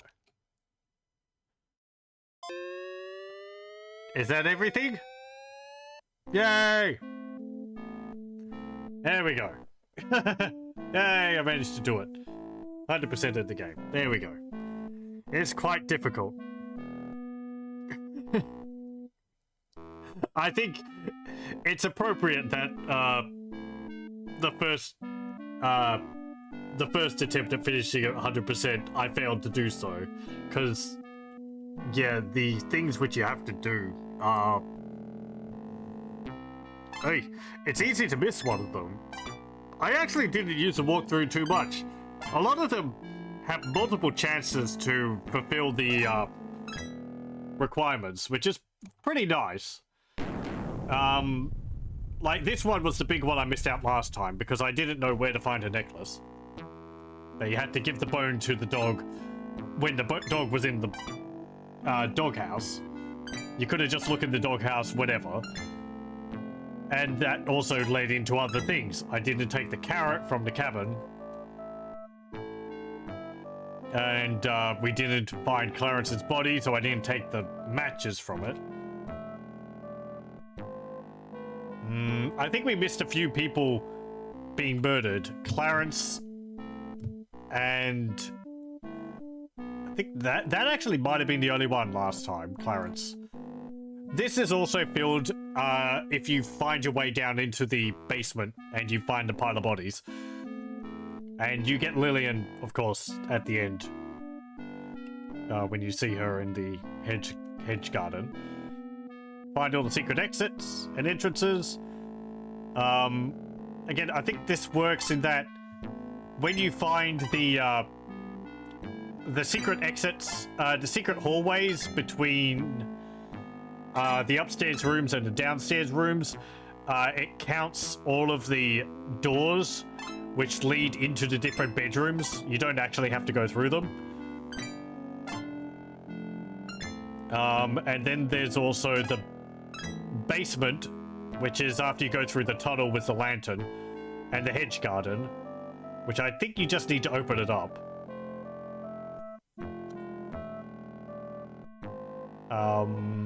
Objects used more than once, the crackers. You can just eat 2 of them yourself. The crowbar, you use it multiple times. Diary. I think that's... Is that Lillian's diary? So you read it, and then you examine it with the monocle? Let me have a look at that.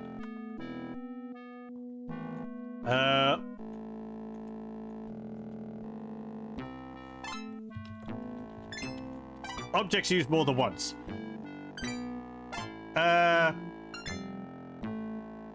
Read the diary and look at it with the monocle. Yes, okay. And expect at least 2 things with the monocle.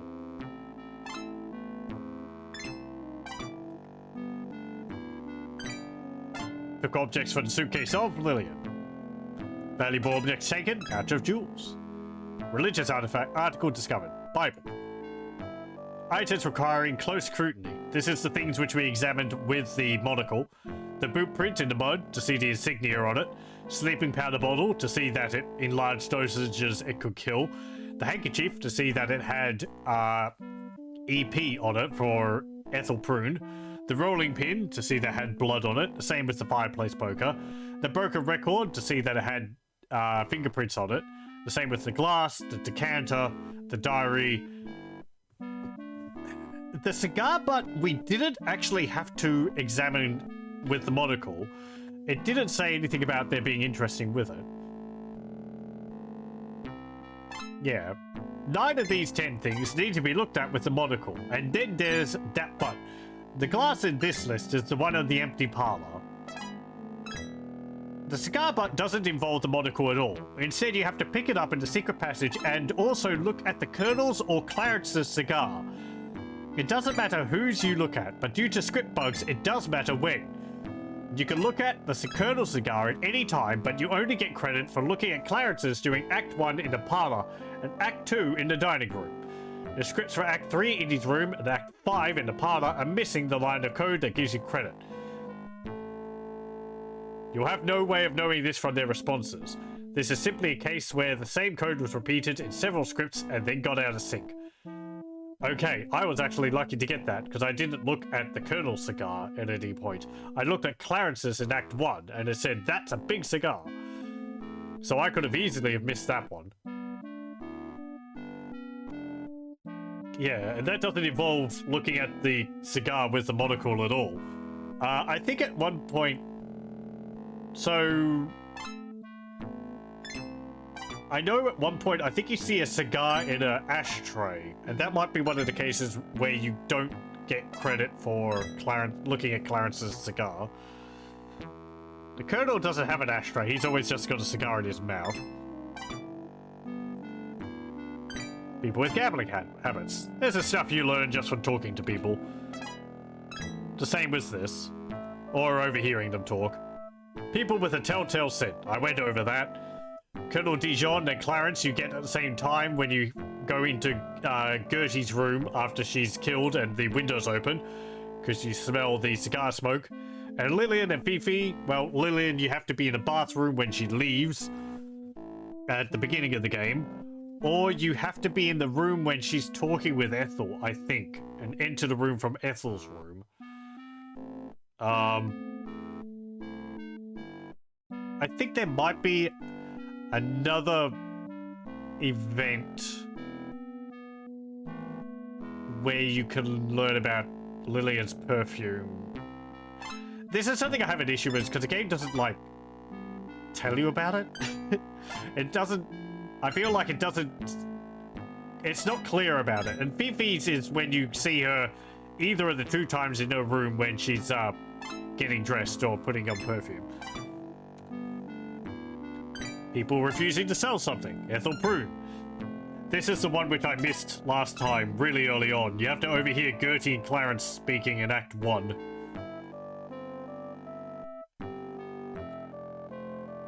People romantically involved.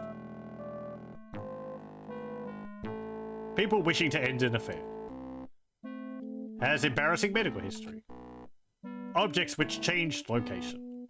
And there's the doctor's bag, which we saw in Dijon's room at the end. Ultimate location of most bodies, the basement. People who struggled physically. Colonel Dijon, Rudy Dijon, Clarence Sparrow, and Fifi. So Rudy and Fifi fighting. I think down in the bar is when it counts. If you see Rudy struggling with Fifi in her bedroom, that doesn't count, apparently. Colonel Dijon and Rudy, I think, struggling up in the attic is what counts there. And Clarence and Rudy struggling when you see them at the front of the mansion. When Rudy punches Clarence. Person with surprising secret. Colonel Dijon. That's seeing him get up from his wheelchair when you're spying on him one time. I think in Act 2 or 3. People who use secret passages. Colonel Dijon and Lillian. Colonel Dijon, you might get that when you see the cigar in the secret passage. Let me just see.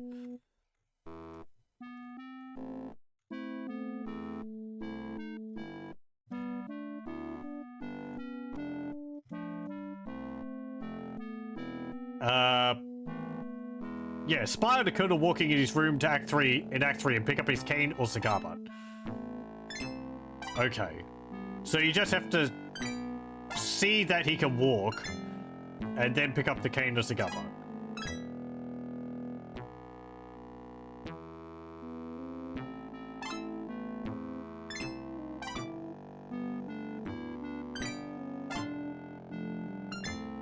Okay, and Lillian's... You have to smell the perfume in the secret passage and see the Colonel and Rudy struggle. Apparently, the Amiga and Atari ST version, you only get that if you shoot Rudy at the end. Hang on. Oh, no, okay. In the original DOS version, you only get Lillian's entry for people who use secret passages if you smell the perfume and see Colonel and Rudy struggle. Which doesn't make sense because you could shoot the Colonel and Rudy doesn't tell you what happened. So you wouldn't know that Lillian was using the passages. And that's fixed in later versions where you have to shoot Rudy and then the Colonel tells you about Lillian going around and killing everyone. One who murdered most people, Lily. Or Laura. Time of the first visit to the attic, 12 o'clock. This, blog has 9:45 written as the first time they got up to the attic, so... I didn't get up there until quite a bit later, so yeah. Anyway, there we go. That's 100%ing the game. At least on the sleuthometer. I don't know if we saw all the events that he could. Most of them, anyway. So yeah, tricky game to complete. A lot of fun, though. I do like the Colonel's Bequest a lot. Well, thank you very much for joining, and hope you join me again next time. That only took 3 hours and 30 minutes to 100% it. Not the 2 times when I was just taking my time walking through it. Oh well, that's fine. I'd already played through it, so we weren't too interested in listening to everything. As I said, I'll thank you very much for joining. I hope you join me again next time for whatever I can come up with.